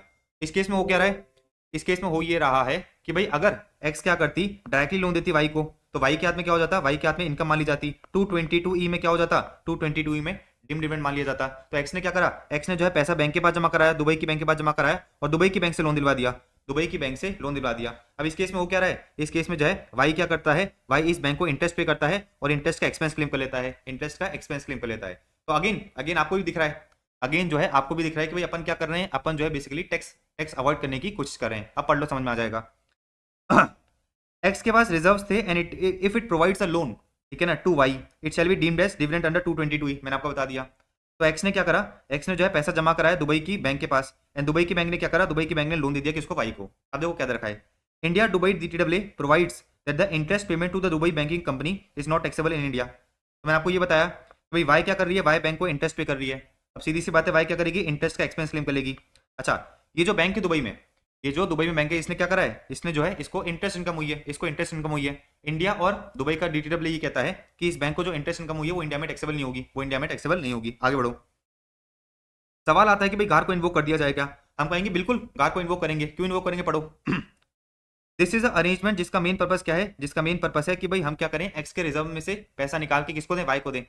तो दिस इज अरेंजमेंट जिसका main purpose is to bring money out of the reserves in X subsidy to India without the payment of due taxes. तो एक्स के रिजर्व से पैसा निकाल के हमें इंडिया में लेके आना है, और बिना टैक्स करके, बिना टैक्स लगाए लेके आना है। अच्छा, tax benefit is saving of taxes on income to be receive from X subsidy by way of dividend और डिम डिविडेंड, ठीक है ना। तो हमने टैक्स ऐसे बचाया, अगर डायरेक्टली अपन लोन लेते तो मेरे हाथ में क्या होता, वाई के हाथ में डिम डिविडेंड मान लिया जाता। Arrangement disguises the sources of funds by routing it through bank. आपने क्या करा, आपने पैसा जो है बैंक के थ्रू रूट कर दिया, आपने क्या करा, बैंक जो है बैंक के थ्रू क्या करा, पैसा रूट कर दिया, आपने बैंक के थ्रू पैसा रूट कर दिया, मतलब सोर्स ऑफ फंड को आपने डिस्गाइज करा, सोर्स ऑफ फंड को हमने क्या करा, डिस्गाइज करा। आगे दो क्या दे रखा है, बैंक बैंक ऑल्सो भी ट्रीटेड एज अकोमोडेटिंग पार्टी। ये जो बैंक है इसको क्या मान लिया जाएगा, अकोमोडेटिंग पार्टी मान लिया जाएगा। अकोमोडेटिंग पार्टी बोलो तो देखो ये रहा, मैंने आपको एक पॉइंट बताया था ना, ये रहा। तो अगर आप क्या करते हो, अकोमोडेटिंग पार्टी को इन्वॉल्व करते हो, अगर आप जो है अकोमोडेटिंग पार्टी को इन्वॉल्व करते हो, तो उस केस में भी क्या होगा, उस केस में भी जो है बेसिकली क्या माना जाएगा, उस केस में भी जो है इनपरमिसेबल अवॉइडेंस अग्रीमेंट माना जाएगा। ये माना जाएगा कि आपका ट्रांजेक्शन क्या करता है, deem to like commercial substance करता है, ठीक है ना। Hence hence arrangement shall be deem to like commercial substance. आगे देखो क्या दे रखा है, consequently in the case of Y loan amount would be treated as deem dividend. तो हमने क्या करा, गार को इन्वोक करा, हमने जो है गार को इन्वोक करा, और ये कहा कि देखो आपने ये जो रायता फैला रखा है ये हमें समझ नहीं आता, हम वाई के हाथ में क्या करेंगे, वाई के हाथ में डिम डिविडेंड टैक्सेबल करेंगे, वाई के हाथ में क्या करेंगे, इनकम को जो है as a deemed dividend taxable करेंगे, एंड वाई जो इंटरेस्ट का एक्सपेंस क्लेम कर रहा है उसको जो है करने नहीं देंगे। मतलब वाई जो इंटरेस्ट पे कर रहा है ना, उसको इंटरेस्ट को भी हम डिसरिगार्ड कर देंगे, उसको भी हम क्या करेंगे, डिसरिगार्ड कर देंगे। मतलब अल्टीमेटली अल्टीमेटली हम जो है क्या कर रहे हैं, अल्टीमेटली इस ट्रांजेक्शन को जो है पूरा डिसरिगार्ड कर रहे हैं, एंड ये कह रहे हैं कि भाई जो भी आपको लोन मिला है वो आपके हाथ में क्या होगा, वो जो है आपके हाथ में डिविडेंड मान लिया जाएगा, ठीक है ना। तो पूरे ट्रांजेक्शन को हमने क्या करा, डिसरिगार्ड करा, पूरे ट्रांजेक्शन को हमने डिसरिगार्ड करा, एंड ये जो लोन मिला है ये वाई के हाथ में क्या होगा, डिविडेंड मान लिया जाएगा, एंड इंडिया में वाई को टैक्स पे करना पड़ेगा। अच्छा, इसका मतलब क्या है कि जो वाई इंटरेस्ट पे कर रहा होगा ना, वाई जो इंटरेस्ट पे कर रहा होगा वो भी अलाउ नहीं किया जाएगा, है ना। तो देखो वही चीज दे रखी है कि भाई consequently in the case of Y loan amount would be treated as deemed dividend receive from X to the extent the reserves are available with X and no expense by way of interest would be allowed, ठीक है ना। तो Y जो interest पे करा वो भी उसको अलाउ नहीं किया जाएगा। तो पूरे ट्रांजेक्शन को हमने क्या करा, पूरे ट्रांजेक्शन को जो है बेसिकली हमने डिसरिगार्ड करा। डन है, आगे बढ़े। मोटा मोटा आपको जो है कुछ भी डटने की जरूरत नहीं है, ठीक है ना। तो आपको कुछ भी रटने की जरूरत नहीं है, जो मैंने आपको ये 4-5 एग्जांपल्स बताए हैं, इन 4-5 एग्जांपल्स को अच्छे से करके जाना, आपको खुद ही पता चल जाएगा कि भाई आपका जो है गार इन्वोक होगा या नहीं होगा। आगे बढ़ो। तो ये अपन ने पॉइंट देख लिया कि भाई अगर आपने ट्रांजेक्शन करा है, if the transaction is conducted to one or more person, ठीक है ना, एंड डिस्गाइजेस, क्या कर रहा है, डिस्गाइज कर रहा है value, location, source of funds, ownership या control of funds which is the subject matter of transaction, तो उस केस में ये माना जाएगा कि भाई arrangement shall be deem to lack commercial substance. आगे बढ़ो। An arrangement shall be deem to lack commercial substance अगर अगर अगर अगर it involves location of an asset, transaction या place of residence of any party, ठीक है ना, which is without any substantial commercial purpose other than obtaining a tax benefit for a party. तो आपने ट्रांजेक्शन जो है क्या करा है, किसी ऐसी जगह से करा है, आपने ट्रांजेक्शन किसी ऐसी जगह से करा है जो बेसिकली दिख रहा है कि टैक्स बेनिफिट लेने के लिए करा गया है। एग्जांपल समझते आ जाओ, एग्जांपल से और अच्छी तरह समझ में आएगा। एग्जांपल 6 देखो ये रहा, समझना। Beta incorporation is incorporated in Mauritius as a wholly owned subsidiary of company Tama Limited, a resident of Germany। समझना, एक कंपनी है बीटा, एक कंपनी है बीटा कहाँ की है, मॉरिशियस की है, मॉरिशियस कंपनी है। अच्छा, और एक कंपनी है सामा, कहाँ की है, जर्मनी की है, ये है जर्मनी। अच्छा, ये जो बीटा लिमिटेड है, ये जो बीटा लिमिटेड है क्या है, 100% सब्सिडी किसकी, 100% सब्सिडी है सामा की। ठीक है, इतनी बात समझ में ही, पढ़ो। तो Beta incorporation is incorporated in Mauritius, Beta incorporation is incorporated in Mauritius as a wholly owned subsidy of Sama. तो ये जो बीटा इनकॉर्पोरेशन है क्या है, 100% सब्सिडी है किसकी, सामा की। आगे बढ़ो। और ये क्या है, इंडिया है, ये क्या है, इंडिया है। अब समझना, इंडिया और मॉरिशियस का डीटीडब्ल्यू जो है provides for non taxation of cap gains in India and Mauritius charges no cap gains in its domestic law. क्या बोल रहा है ये, इंडिया और ये जो मॉरिशियस का डीटीडब्ल्यू है, इंडिया और मॉरिशियस का जो डीटीडब्ल्यू है वो ये कहता है कि भाई अगर अगर अगर अगर क्या हुआ है, अगर जो है बेसिकली इंडिया में कैप गेन्स हुए हैं, ठीक है ना, तो फॉर एग्जांपल बीटा लिमिटेड को इंडिया में कोई कैप गेन्स हुए हैं तो इंडिया में टैक्सेबल नहीं होंगे। ये कौन कहता है, डीटीडब्ल्यू कहता है। तो इंडिया और मॉरिशस का डीटीडब्ल्यू मुझे ये बताता है कि भाई इस बेटा इनकॉर्पोरेशन को अगर इंडिया में कोई कैप गेन्स होंगे तो जो है इंडिया में टैक्सेबल नहीं करे जाएंगे। अच्छा, और मॉरिशस एक ऐसी कंट्री जहां पर टैक्स लगता ही नहीं है, मॉरिशस एक ऐसी कंट्री है जहां पर टैक्स लगता ही नहीं है। अब मेरी बात बड़ी ध्यान से समझना। ये जो सामा है, ये जो सामा कंपनी है जर्मनी में बैठी है, इसको क्या करना था, इसको जो है किसी इंडिया के कंपनी के शेयर्स में इन्वेस्टमेंट करना था, मतलब इसको जो है कुछ इंडियन कंपनी के शेयर्स में इन्वेस्टमेंट करना था। अच्छा, मुझे बताओ कि भाई अगर सामा क्या करती डायरेक्टली, सामा जो है सामा इनकॉर्पोरेशन जर्मनी में जो बैठी है वो क्या करती, इंडियन कंपनी के शेयर्स में इन्वेस्टमेंट करती और फ्यूचर में बेचती, उनको क्या करती, फ्यूचर में बेचती, तो इंडिया में कैप गेन्स देना पड़ता, इंडिया में क्या करना पड़ता, कैप गेन्स देना पड़ता। तो इस सामा ने क्या करा, इस सामा ने जो है बेसिकली अपनी एक 100% सब्सिडी बनाई, कहाँ पर, बीटा जो है मॉरिशियस में, ठीक है ना। पैसा डलवाया किधर, पैसा जो है डलाया बेटा में, और बीटा क्या करता है, बीटा मॉरिशियस में बैठ के जो है इंडियन कंपनी के शेयर्स ले रहा है। अब मुझे बताओ कि भाई अगर बीटा जो है क्या करता है, शेयर्स को बेचता है, बीटा अगर शेयर्स को बेचता है तो उस केस में क्या होगा, उस केस में जो है इंडिया में टैक्स लगेगा नहीं। मतलब मोटा मोटा सामान्य क्या करा, डायरेक्टली इन्वेस्टमेंट ना करके क्या करा, एक अपनी सब्सिडी खोली, कहाँ पर, एक अपनी सब्सिडी खोली मॉरिशियस में। और इंडिया और डीटीडब्ल्यू में ये लिख रखा था कि भाई अगर मॉरिशियस की कंपनी कोई इंडियन कंपनी के शेयर्स बेचती है तो इंडिया में टैक्स लगेगा नहीं, और मॉरिशियस में वैसे भी टैक्स लगता ही नहीं है, मॉरिशियस में टैक्स लगता ही नहीं है क्योंकि मॉरिशियस क्या है, बेसिकली टैक्स हेवन है। उस केस में क्या हुआ, इस केस में इस सामान्य जो है इस तरह से ट्रांजेक्शन कराए ताकि उसका जो इंडिया में जो टैक्स लग रहा है वो क्या हो जाए, अवॉइड हो जाए। पढ़ो वापस, इंडिया मॉरिशस का DTW provides for non taxation of cap gains in India, ठीक है ना, and Mauritius charges no cap gains in its domestic law. तो मॉरिशस में जो है टैक्स लगता ही नहीं है। अब पढ़ो आगे, some shares of Alpha limited and Indian company are acquired by Beta. तो बीटा ने क्या करा, इंडिया में अल्फा लिमिटेड के शेयर्स खरीदे, ठीक है ना, आफ्टर इनकॉर्पोरेशन। तो इनकॉर्पोरेट होने के बाद बीटा ने क्या करा, अल्फा लिमिटेड के शेयर्स खरीदे। अच्छा, पूरा का पूरा फंडिंग किसने करा है, पूरा का पूरा फंडिंग जो है बेसिकली सामा ने करा है। तो बीटा ने कुछ इंडियन कंपनी के शेयर्स खरीदे थे, पूरा का पूरा पैसा किसने दिया था, पूरा का पूरा पैसा सामा ने दिया था। तो एंटायर फंडिंग है ना, entire funding for investment by Beta incorporation in alpha limited was done by gamma, ठीक है ना, वाज डन बाय गामा। अच्छा, गामा था क्या, ये सामा आएगा, ठीक है ना, इसको सामा कर लेना, इसको जो है सामा कर लेना, ये जी को हटा के एस कर लेना। Okay done. तो पूरा का पूरा फंडिंग किसने कराए, पूरा का पूरा फंडिंग अगर आप देखोगे तो पूरा का पूरा फंडिंग इस सामा ने कराए। तो सामा ने पैसा डाला बीटा में और बीटा ने क्या करा, इंडियन कंपनी के शेयर्स खरीदे। आगे बढ़ो। तो entire funding for investment by beta in alpha limited was done by सामा, ठीक है ना। अब देखो आगे क्या दे रखा है, these shares are subsequently disposed of by Beta. तो बीटा ने क्या करा, बीटा ने इन शेयर्स को बेचा और इंडिया में कोई कैप गेन्स नहीं लगे, इंडिया में कोई कैप गेन्स नहीं लगे। तो these shares are subsequently sold by Beta Incorporation after 5 years। अच्छा, this results in cap gains which Beta Limited claims as not being taxable in India by virtue of India Mauritius का DTW. तो cap gains हुए तो सही लेकिन उस पर tax नहीं लगा, कैप गेन्स हुए तो सही लेकिन उस पर टैक्स नहीं लगा क्योंकि इंडिया मॉरिशस का डीटीडब्ल्यू ये बताता है कि भाई इंडिया में टैक्स नहीं लगेगा। अच्छा, आगे देखो क्या दे रखा है, beta incorporation has not made any other transaction during the period. तो बीटा इनकॉर्पोरेशन ने जो है इस कंपनी के शेयर्स को खरीदने के अलावा और कोई भी ट्रांजैक्शन नहीं कर रखा है। अब गार इन्वोक करेंगे क्या, अरे भाई करोगे गार इन्वोक यार, गार इन्वोक करेंगे, बच्चा बता देगा, ठीक है ना। तो जो आपका एलकेजी का बच्चा है वो भी हमें बता देगा, एलकेजी का जो बच्चा है वो भी हमें बता देगा कि भाई सामा ने क्या करा है, सामा ने मॉरिशस के थ्रू इन्वेस्टमेंट इसलिए करा है ताकि इंडिया में जो है वो टैक्स अवॉइड कर सके, इंडिया में क्या कर सके, वो टैक्स अवॉइड कर सके। तो हम गार को इन्वोक करेंगे एंड जो कैबियंस हो रहा है वो क्या हो जाएगा, इंडिया में टैक्स अवॉइड कर दिया जाएगा। तो this is the arrangement, this is the arrangement which has been created with the main purpose of avoiding cap gains in India by routing investment through a favourable jurisdiction. Hence हम क्या करेंगे, गार को invoke कर देंगे, हैंस हम क्या करेंगे, बेसिकली गार को इन्वोक कर देंगे एंड फाइनली अपना जो agreement deem to like commercial substance है उसके ए पॉइंट के चारों पॉइंट हो गए। अच्छा, ए पॉइंट के चारों पॉइंट हो गए और बी पॉइंट भी हो गया, आपने बी पॉइंट भी कर लिया, ठीक है, डन है। अब एक और चीज समझो, an arrangement shall be deem to like commercial substance अगर अगर अगर अगर पढ़ो, it does not have the significant effect upon the business risk और net cash flow of any party to the arrangement apart from any effect attributable to the tax benefit. ये कहना चाह रहा है कि भाई आपने जो है किसी पार्टी को इन्वॉल्व करके कोई ट्रांजेक्शन करा है, अच्छा उस पार्टी को आपने जब इन्वॉल्व करा है, जो पार्टी को आपने इन्वॉल्व करा है, ठीक है ना, जो पार्टी को आपने क्या करा है, इन्वॉल्व करा है, उसको जो है बेसिकली हमने इसलिए इन्वॉल्व करा है ताकि हमें टैक्स बेनिफिट मिलता है, ताकि हमें टैक्स बेनिफिट मिलता रहे। इसके अलावा जो है उस पार्टी को, उस पार्टी पे कोई भी इफेक्ट नहीं आ रहा। देखो, it does not have significant effect. तो बेसिकली हमने उस पार्टी को इन्वॉल्व करा है जस्ट बिकॉज हम क्या करना चाहते हैं, टैक्स बेनिफिट लेना चाहते हैं, ठीक है ना। इसके अलावा जो पार्टी को इन्वॉल्व करा गया है उसका कोई फायदा नहीं हो रहा है, तो it does not have significant effect on the business risk और net cash flows of any party, ठीक है ना। तो बेसिकली जिसको आपने इन्वॉल्व करा है उसके बिजनेस पे कोई रिस्क, उसका जो बिजनेस रिस्क है उस पर कोई इफेक्ट नहीं आ रहा है, उसके कैश फ्लो पे जो है कोई इफेक्ट नहीं आ रहा है, apart from any effect attributable to the tax benefit that would be obtained. तो उस पार्टी को हमने इन्वॉल्व कराया ताकि बेसिकली सबको क्या मिले, सबको जो है टैक्स का फायदा मिले, ठीक है ना। बाकी उस पार्टी का कोई दूसरा रोल नहीं है, तो अगेन क्या मानेंगे हम कि भाई आपका अरेंजमेंट क्या करता है, लैक करता है कमर्शियल सब्सटेंस को।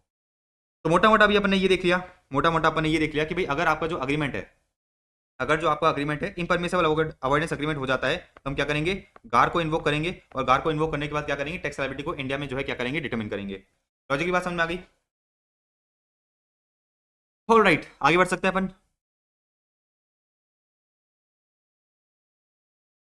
तो अपन ये 6 के 6 एग्जांपल्स देख लिए, अपन ने जो है ये 6 के 6 क्या करे, एग्जांपल्स देख लिए। अब आ जाओ, छोटा सा टॉपिक है। इफ एट एनी स्टेज, चलो इसके पहले दो छोटे छोटे टॉपिक कर लेते हैं। ये रहा सम क्लैरिफिकेशंस ऑन गार, गार के कुछ क्लैरिफिकेशंस कर लेते हैं। देखो क्या रखा है, प्रोविजंस ऑफ गार, गार बोले तो जनरल एंटी अवॉइडेंस रूल और सार बोले तो specific anti avoidance rule.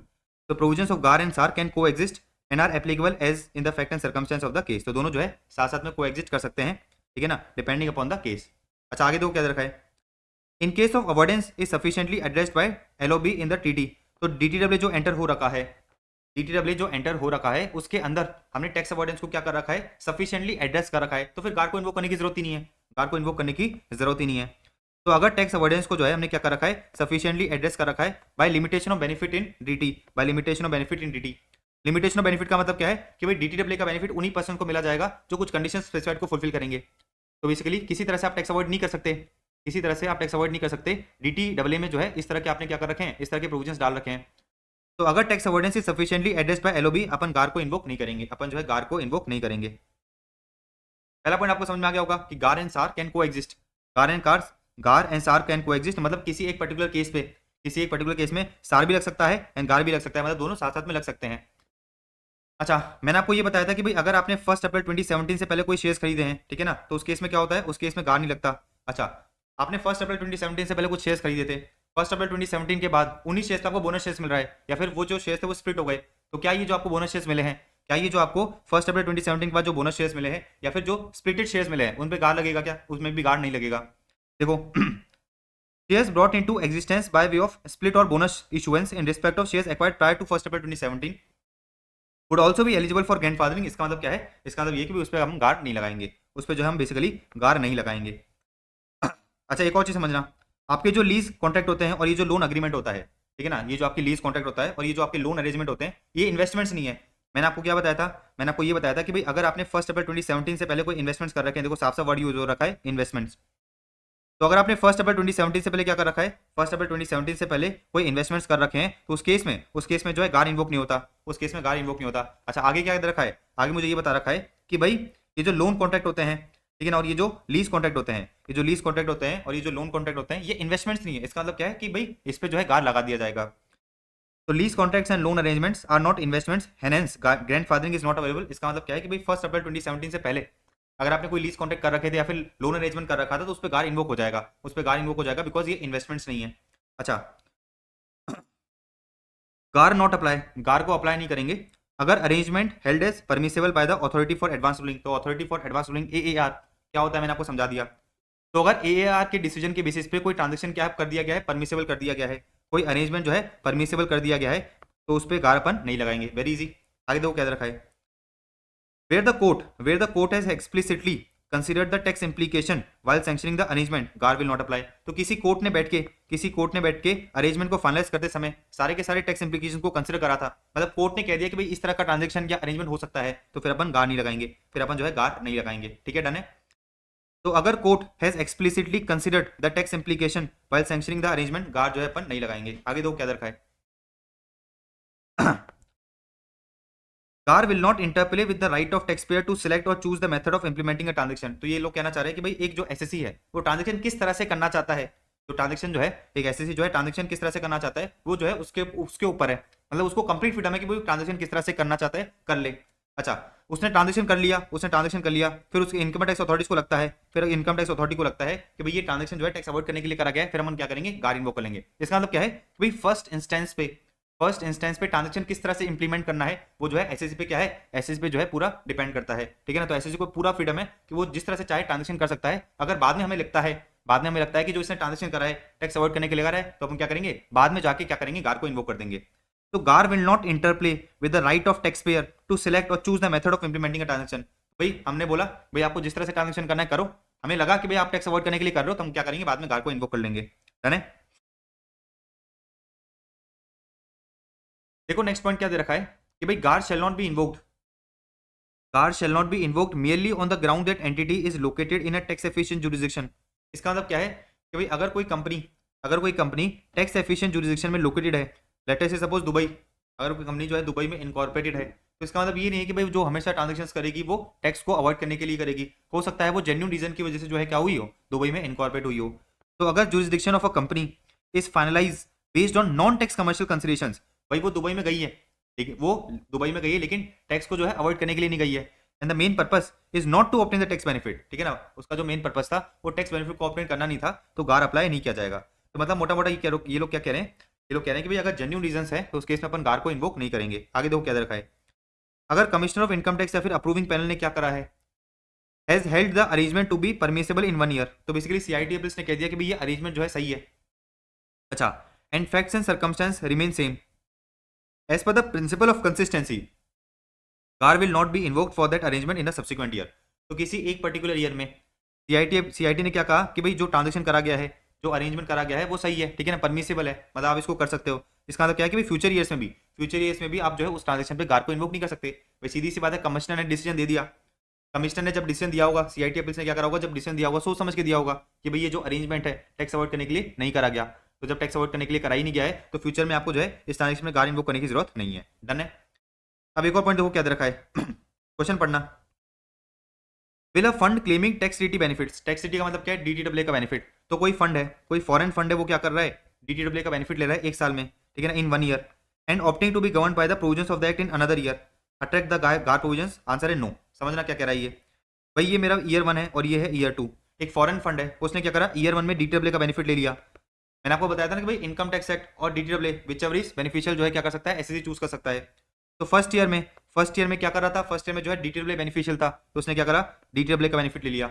Year 2 में जो है बेसिकली इनकम टैक्स एक्ट के जो प्रोविजंस थे वो उसके लिए बेनिफिशियल थे, तो ईयर 2 में क्या करा, ईयर 2 में जो है उसने इनकम टैक्स एक्ट के प्रोविजंस का क्या करा, इनकम टैक्स एक्ट के प्रोविजंस के अकॉर्डिंग जो है टैक्स पे करा। तो ये लोग कहना चाह रहे हैं कि भाई अगर एक फंड क्या करता है 1 साल में, फर्स्ट ईयर में जो है क्या करता है, डीटीडब्ल्यू का बेनिफिट ले लेता है, फर्स्ट ईयर में डीटीडब्ल्यू का बेनिफिट ले लेता है, सेकंड ईयर में क्या करता है, इनकम टैक्स एक्ट का बेनिफिट ले लेता है, तो क्या हम गार को इन्वोक कर दे, अरे भाई कैसे गार को इन्वोक करोगे, जबरदस्ती गार को इन्वोक करोगे क्या, पगले हो क्या। तो इन लोगों ने कहा no, GAAR will not be invoked. Example पढ़ो, where a foreign fund claims टीटी benefits in respect of gain from derivatives, ठीक है ना, इन 1 ईयर, तो पहले साल उसको क्या हुए होंगे, पहले साल जो है उसको डेरिवेटिव से गेन्स हुए होंगे, तो उसने क्या करा, डीटीडब्ल्यू का बेनिफिट ले लिया। लेट अस से सपोज डीटीडब्ल्यू ये कहता है कि भाई इंडिया में टैक्स नहीं लगेगा, तो उसने क्या करा, डीटीडब्ल्यू का बेनिफिट ले लिया, और डीटीडब्ल्यू का बेनिफिट लेके उसने क्या करा, इंडिया में जो है कोई टैक्स पे नहीं करा।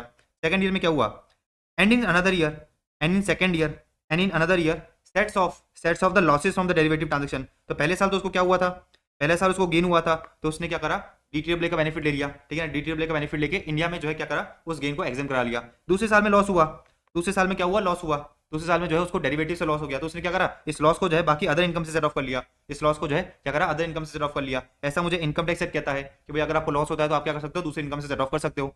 तो दूसरे ईयर में क्या करा, दूसरे ईयर में भाई ने क्या करा, सेट ऑफ कर लिया losses from the derivative transactions against against the gains from the shares under the act, against from the gains, ठीक है ना, अगेंस्ट फ्रॉम द गेन्स, ठीक है ना, derive from the shares under the act. तो इस केस में क्या होगा, गार को इन्वोक नहीं करा जाएगा, इस केस में जो है गार को इन्वोक नहीं करा जाएगा। डन है। तो बहुत सिंपल क्लैरिफिकेशंस थे, बहुत सिंपल क्लैरिफिकेशंस थे। अगेन बोल रहा हूँ, गार के चैप्टर में से जो है जनरली एक केस स्टडी आएगी, वो भी बहुत रेयर है, वो भी बहुत रेयर है, जनरली आती नहीं है। अब एक टॉपिक समझना, गार का लास्ट टॉपिक समझना, देखो क्या दे रखा है, if at any stage of assessment और रीअसेसमेंट प्रोसीडिंग्स, ठीक है ना, assessing officer on the basis of material evidence available considers necessary to declare an arrangement as IAA and to determine its consequences। तो अगर अगर अगर अगर कोई प्रोसीडिंग चल रही है और असेसिंग ऑफिसर को लगता है कि भाई जो एसएससी ने ट्रांजैक्शन करा है वो क्या है, इम्परमिसेबल अवॉइडेंस एग्रीमेंट है, वो क्या है, इम्परमिसेबल अवॉइडेंस एग्रीमेंट है। और असेसिंग ऑफिसर क्या चाहता है, असेसिंग ऑफिसर चाहता है कि भाई गार इन्वोक करके उसके कंसिक्वेंस डिटरमिन करे जाए। तो उसको क्या करना पड़ेगा, उसको जो है सबसे पहले सीआईटी बिल्स को बताना पड़ेगा। तो एओ क्या करेगा, सबसे पहले सीआईटी को बताएगा, कमिश्नर ऑफ इनकम टैक्स को बताएगा। एओ क्या करेगा, सबसे पहले कमिश्नर ऑफ इनकम टैक्स को बताएगा कि देखो मुझे लगता है कि जो एसएससी ने ट्रांजैक्शन करा है वो क्या है, आईएए है। अब देखो क्या दे रखा है आगे, commissioner of income tax, Commissioner of Income Tax on framing the opinion to invoke GAR provisions shall issue notice to the SSC to submit his objections and providing an opportunity of being heard within a period not exceeding 60 days। तो commissioner क्या करेगा, commissioner बोलेगा कि देखो हमारा जो एओ है, देखो हमारा जो एओ है वो क्या कर रहा है, देखो हमारा जो एओ है, हमारा जो एओ है वो चाहता है कि भाई इस ट्रांजैक्शन को जो है आईएए डिक्लेयर कर दिया जाए। अच्छा सीआईटी बिल्स क्या बोलता है, सीआईटी बिल्स बोलता है कि हमें भी लगता है कि भाई गार को इन्वोक करना चाहिए। उसने क्या करा, उसने जो है एसएससी को 60 दिन दिए और कहा कि भाई अगर आपको जो है ऑब्जेक्शंस फाइल करने हैं या फिर अगर आपको कुछ कहना है तो आप जो है 60 दिन के अंदर कह दो। बात समझ आ गई। तो CIT on framing the opinion to invoke draft provisions, उसने क्या करा, नोटिस इशू करा एसएससी को और कहा कि भाई आप जो है क्या करो, अपने ऑब्जेक्शन सबमिट करो एंड प्रोवाइड एन अपॉर्चुनिटी, मतलब हमने क्या करा, उसको जो है एक अपॉर्चुनिटी दी कि भाई आपको कुछ कहना है तो कह दो, ठीक है ना, with in a period not exceeding 60 days, मतलब सामने वाले को क्या करना पड़ेगा, एसएससी को विद इन 60 डेज के अंदर रिप्लाई करना पड़ेगा। लेटर से सपोज एसएससी ने कोई रिप्लाई फाइल नहीं करा, ठीक है ना, मतलब no objection file by the SSC, उस केस में क्या होगा, उस केस में जो है सीआईटी बिल्स क्या करेगी, जो अपना सीआईटी है, कमीशन ऑफ इनकम टैक्स, अच्छा मैं बार बार सीआईटी अपील्स बोल रहा हूँ, मैं बार बार सीआईटी बिल्स बोल रहा हूँ, सीआईटी बिल्स नहीं है, क्या है, सीआईटी है। सीआईटी बोले तो commissioner of income tax, CIT बोले तो कमिश्नर ऑफ इनकम टैक्स, ठीक है। तो सीआईटी क्या करेगा, एओ को ये बोलेगा, सीआईटी जो है एओ को ये बोलेगा कि भाई हमने क्या करा है, तुझे ग्रीन फ्लैग दे दिया है, तू क्या कर, तुझे बेसिकली इस एग्रीमेंट को आईएए डिक्लेयर कर दे, इनपरमिसेबल अवॉइडेंस डिक्लेयर कर दे। एंड एओ क्या करेगा, एओ जो है असेसमेंट को कंप्लीट करेगा बाय इन्वोकिंग गार प्रोविजंस, बाय इन्वोकिंग गार प्रोविजंस। इतनी बात समझ में आ गई। अच्छा गार प्रोविजंस को इन्वोक करने के बाद, गार प्रोविजंस को इन्वोक करने के बाद अगर टैक्स लायबिलिटी अराइज होती है तो उसको वापस क्या बताना पड़ेगा, वापस जो है कमिश्नर ऑफ इनकम टैक्स को बताना पड़ेगा कि देखो आपके कहने के दौरान, आपके कहने पे मैंने क्या करा है, गार के प्रोविजंस को इन्वोक कर दिया है एंड टैक्स लायबिलिटी अराइज हो रही है, ये लो बात। तो ये रहा prior approval of CIT appeals required, वापस CIT appeals, CIT commissioner of income tax, तो prior approval of CIT required for passing the assessment order if any tax consequences determined as per the provisions of GAAR. तो अगर गार को invoke करने के बाद, ठीक है ना, कोई टैक्स लायबिलिटी अराइज हो रही है, एसएससी को कोई जो है टैक्स पे करना पड़ रहा है, तो हम क्या करेंगे, अगेन अगेन जो है सीआईटी को बताएंगे कि देखो गार को इन्वोक करने के बाद टैक्स लायबिलिटी अराइज हो रही है, आप जो है अप्रूवल दे दो, मैं क्या करता हूँ फाइनल ऑर्डर पास कर देता हूँ। डन है। अच्छा एसएससी ने ऑब्जेक्शन फाइल करा, एसएससी ने ऑब्जेक्शन फाइल करा और कहा कि भाई देखो आप जो आप जैसे समझ रहे हो वैसा कुछ नहीं है, आप जैसे समझ रहे हो वैसा कुछ नहीं है, इसका मतलब क्या है, CIT appeals is satisfied with the explanation, मतलब जो एसएससी ने क्या करा, एक्सप्लेनेशन दिया, सीआईटी बिल सेटिस्फाइड है, सीआईटी बिल सेटिस्फाइड है कि ये जो अग्रीमेंट है, ये जो अरेंजमेंट है आईएए नहीं है। सीआईटी क्या बोलेगा, सीआईटी जो है कम्युनिकेट करेगा एसेसिंग ऑफिसर को by order in writing with a copy to the assessee, ठीक है ना। तो CIT to communicate it to the AO by order in writing with a copy of the assessee. AO क्या करेगा, एओ जो है असेसमेंट को कंप्लीट करेगा विदाउट इन्वोकिंग गार, ठीक है ना। तो अगर सीआईटी क्या हो जाता है, सेटिस्फाई हो जाता है, कमिश्नर क्या हो जाता है, सेटिस्फाई हो जाता है कि भाई जो एसएससी ने क्या करें, ऑब्जेक्शंस फाइल करें, सब जेन्युइन है, सब सही है, तो सीआईटी क्या करेगा, एसेसिंग ऑफिसर को ये कहेगा कि भाई तू अपना असेसमेंट कंप्लीट कर दे, गार वार इन्वोक मत कर। लेकिन लेटर से suppose CIT is not satisfied with the explanation, CIT जो है सेटिस्फाइड नहीं है, तो क्या करेगी, कमिश्नर जो है अगेन, कमिश्नर जो है क्या करेगा, अप्रूविंग पैनल को क्या करेगा, रेफरेंस देगा। तो कमिश्नर क्या करेगा, make reference to the approving panel to declare an arrangement as IAA. इसका मतलब क्या है कि गार के प्रोविजंस को इन्वोक करने के लिए, गार के प्रोविजंस को इन्वोक करने के लिए क्या हो रहा है, बहुत बड़ा वेरिफिकेशन हो रहा है। सबसे पहले एओ क्या करेगा, एओ जो है सीआईटी अपील्स के पास जाएगा, सीआईटी अपील्स नहीं सीआईटी के पास जाएगा, एओ जो है क्या करेगा कमिश्नर के पास जाएगा। अच्छा, कमिश्नर को लगता है कि भाई गार इन्वोक होना चाहिए तो क्या करेगा, अप्रूविंग पैनल के पास जाएगा। मतलब बेसिकली ऐसा नहीं है कि भाई मुंह उठा के हमने क्या करा, गार इन्वोक कर दिया, पूरा जो है लेजिटली एक प्रोसेस फॉलो होगा, सब लोग बैठ के वेरीफाई करेंगे, सब लोग बैठ के क्या करेंगे, वेरीफाई करेंगे। तो कमिश्नर ने क्या करा, कमिश्नर जो है क्या करा, रेफरेंस दिया अप्रूविंग पैनल को और ये कहा कि भाई देखो हमें लगता है कि भाई गार इन्वोक होना चाहिए, आप भी अपना क्या करो, आप भी जो है अपना व्यू बता दो। अच्छा, अप्रूविंग पैनल का शॉर्ट फॉर्म क्या है, एपी। एपी क्या करेगा, AP to give an opportunity of being heard to the assessee and AO. ये जो एपी है ये भी क्या करेगा, एसएससी को बोलेगा देखो एओ और सीआईटी को लगता है कि भाई गार इन्वोक होना चाहिए, मैं आपको जो है वापस अपॉर्चुनिटी देता हूं, आपको कुछ कहना है तो मुझे वापस कह दो। अच्छा, एपी में direct the CIT to make further inquiries and furnish report. अगर एपी को लगता है कि भाई जो कमिश्नर है या जो एओ है उसने ढंग से काम नहीं करा है तो क्या बोलेगा, सीआईटी को बोलेगा भाई आप फर्दर इंक्वायरी करके लेके आओ। अच्छा, AP may call for examine records, AP may call for an examine records या AP may require the assessee to furnish documents and evidences. ठीक है, अच्छा फिर देखो क्या रखा है, AP to issue directions to the AO for declaration of arrangement as IAA. अगर एपी को भी लगता है, अप्रूविंग पैनल को भी लगता है कि भाई गार इन्वोक होना चाहिए तो वो एओ को क्या बोलेगा, वो एओ को ये बोलेगा कि भाई आप क्या करो, इसको जो है आईएए डिक्लेयर कर दो। तो एपी क्या करेगा, डायरेक्शन इशू करेगा to assessing officer for declaration of arrangement as IAA and specifying the previous year, specifying the previous year in respect of which it is to be declared. ठीक है, मतलब basically AP क्या बोलेगा, एओ को ये बोलेगा कि भाई आप गार इन्वोक कर दो। अच्छा, एपी को अपना ऑर्डर कब पास करना है, कितने समय के अंदर पास करना है, तो एपी को जो है अपना ऑर्डर पास करना है with in 6 months, with in 6 months. ठीक है ना, from the end of the month in which the reference is receive from the commissioner. ठीक है, तो एपी को जो है अपना क्या करना है, ऑर्डर पास करना है with in 6 months from the end of the month in which the reference is receive from the commissioner. Done है। अच्छा, एक और चीज समझना, डायरेक्शंस इशूड बाय एपी क्या होगी, बाइंडिंग होगी एसएससी पे, कमिश्नर पे, सबऑर्डिनेट अथॉरिटीज पे। तो जो एपी ने डिसीजन ले लिया सब पे बाइंडिंग होगा और कोई अपील नहीं कर सकते आप, कोई जो है अपील में नहीं जा सकते। अच्छा, अब एक और चीज समझना, मैंने कहा कि भाई आपको क्या करना पड़ेगा, आपको जो है 6 महीने के अंदर ऑर्डर पास करना पड़ेगा, किसको, एपी को। आपको जो है 6 महीने के अंदर क्या करना पड़ेगा, ऑर्डर पास करना पड़ेगा। इस 6 महीने में अपन को कौन सा पीरियड एक्सक्लूड करना है, excluding the period provided under the explanation. तो देखो क्या दरखा है, following period has to be excluded, मतलब बेसिकली आपको जो है इतना समय एक्स्ट्रा दे दिया जाएगा, इतना समय जो है आपको एक्स्ट्रा दे दिया जाएगा। पढ़ो देखो क्या दरखा है, पहला पॉइंट क्या है, period during which the proceedings of the AP is stayed by the order or injunction of court. ठीक है ना, तो अगर बेसिकली कोर्ट ने क्या करा, ऑर्डर लगा दिया था, कोर्ट ने कोई इंजेक्शन दे दिया, स्टे लगा दिया कि भाई फॉर एग्जांपल 30 दिन तक हम क्या करते हैं, स्टे लगा देते हैं, तो कोर्ट ने क्या करा, 30 दिन का स्टे लगा दिया, तो बेसिकली जो ये 6 मंथ है इसमें क्या हो जाएगा, 30 डेज ऐड कर दिए जाएंगे। ठीक है ना, तो following period shall be excluded, following period shall be excluded in completing the set periods. का मतलब क्या है कि भाई एडिशनल आपको इतने डेज दे दिए जाएंगे। ये मैंने आपको जो है असेसमेंट प्रोसीजर वाले चैप्टर में इस चीजें समझाई थी। अच्छा, following period has to be excluded, पहला हमने बताया कि भाई अगर स्टे लगा दिया था कोर्ट ने, अगर कोर्ट ने क्या करा था, स्टे लगा दिया था, स्टे ऑर्डर दे दिया था, बेसिकली जितना समय इस स्टे ऑर्डर में बर्बाद हो गया उतना समय आपको एक्स्ट्रा दे दिया जाएगा। अच्छा, आगे देखो क्या रखा है, मैंने आपको ये बताया था कि भाई जो एपी है, वो कमिश्नर को क्या बोल सकता है कि भाई आप फर्दर इंक्वायरी करके लेके आओ, आप फर्दर इंक्वायरी करके लेके आओ। तो बेसिकली सीआईटी, ये जो सीआईटी है कमिश्नर है, ये जो कमिश्नर है जितना समय, कमिश्नर ने जितना समय क्या करा, जितना समय इंक्वायरी करने में लगा दिया उतना समय जो है एपी को एक्स्ट्रा दे दिया जाएगा। देखो वही चीज दे रखी है, period commencing from the date on which the first direction issued by AP to commissioner for getting inquiries. ठीक है ना, फॉर गेटिंग इंक्वायरीज कंडक्टेड। ठीक है, and ending on which the information so requested is last received by the AP. तो हमने ये कहा कि भाई जिस दिन एपी ने क्या करा, जिस दिन एपी ने कमिश्नर को ये कहा कि भाई आप फर्दर इंक्वायरी करके लेके आओ, उधर से लेके जब एपी को जो है इन्फॉर्मेशन मिल गई, जब एपी को जो है कमिश्नर से इन्फॉर्मेशन मिल गई, इतना समय जो है क्या मिल जाएगा, इतना समय जो है एपी को एक्स्ट्रा मिल जाएगा अपना ऑर्डर पास करने के लिए। अच्छा, तो इतना समय और 1 ईयर विचएवर इज लेस, ये इंपॉर्टेंट है, इतना समय और 1 ईयर विचएवर इज लेस का आपको क्या मिलेगा, एक्सटेंशन मिलेगा। तो basically period commencing from the date on which the direction is issued.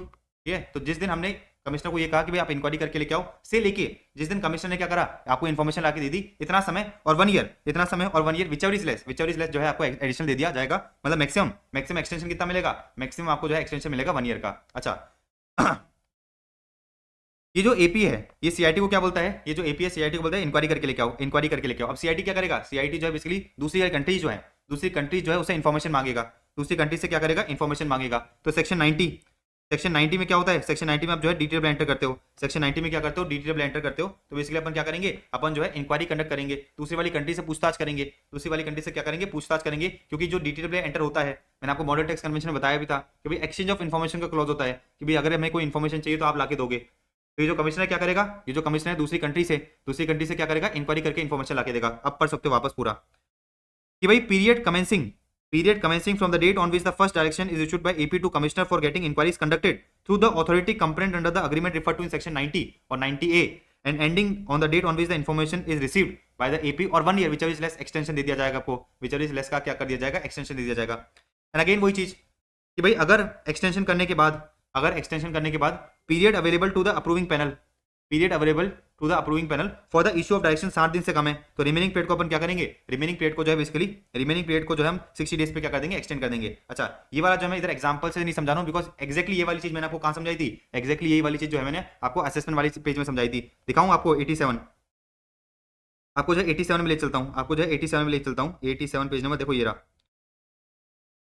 नीचे देखो मैंने आपको ये चीज बताई थी, नीचे जो है मैंने आपको ये वाली चीज बताई थी कि भाई where immediately after the exclusion of our period the time available to AO for passing the order is less than 60 days, such remaining period shall be extended to 60 days and aforesaid period of limitation shall be extended accordingly. Example के साथ मैंने आपको इधर समझाया था, तो यही चीज एक्जैक्टली यही चीज इन लोगों ने क्या कर रखी है, एक्जैक्टली यही चीज इन लोगों ने इधर दे रखी है। क्या पेज नंबर था अपना, 187 था क्या, 207 होगा।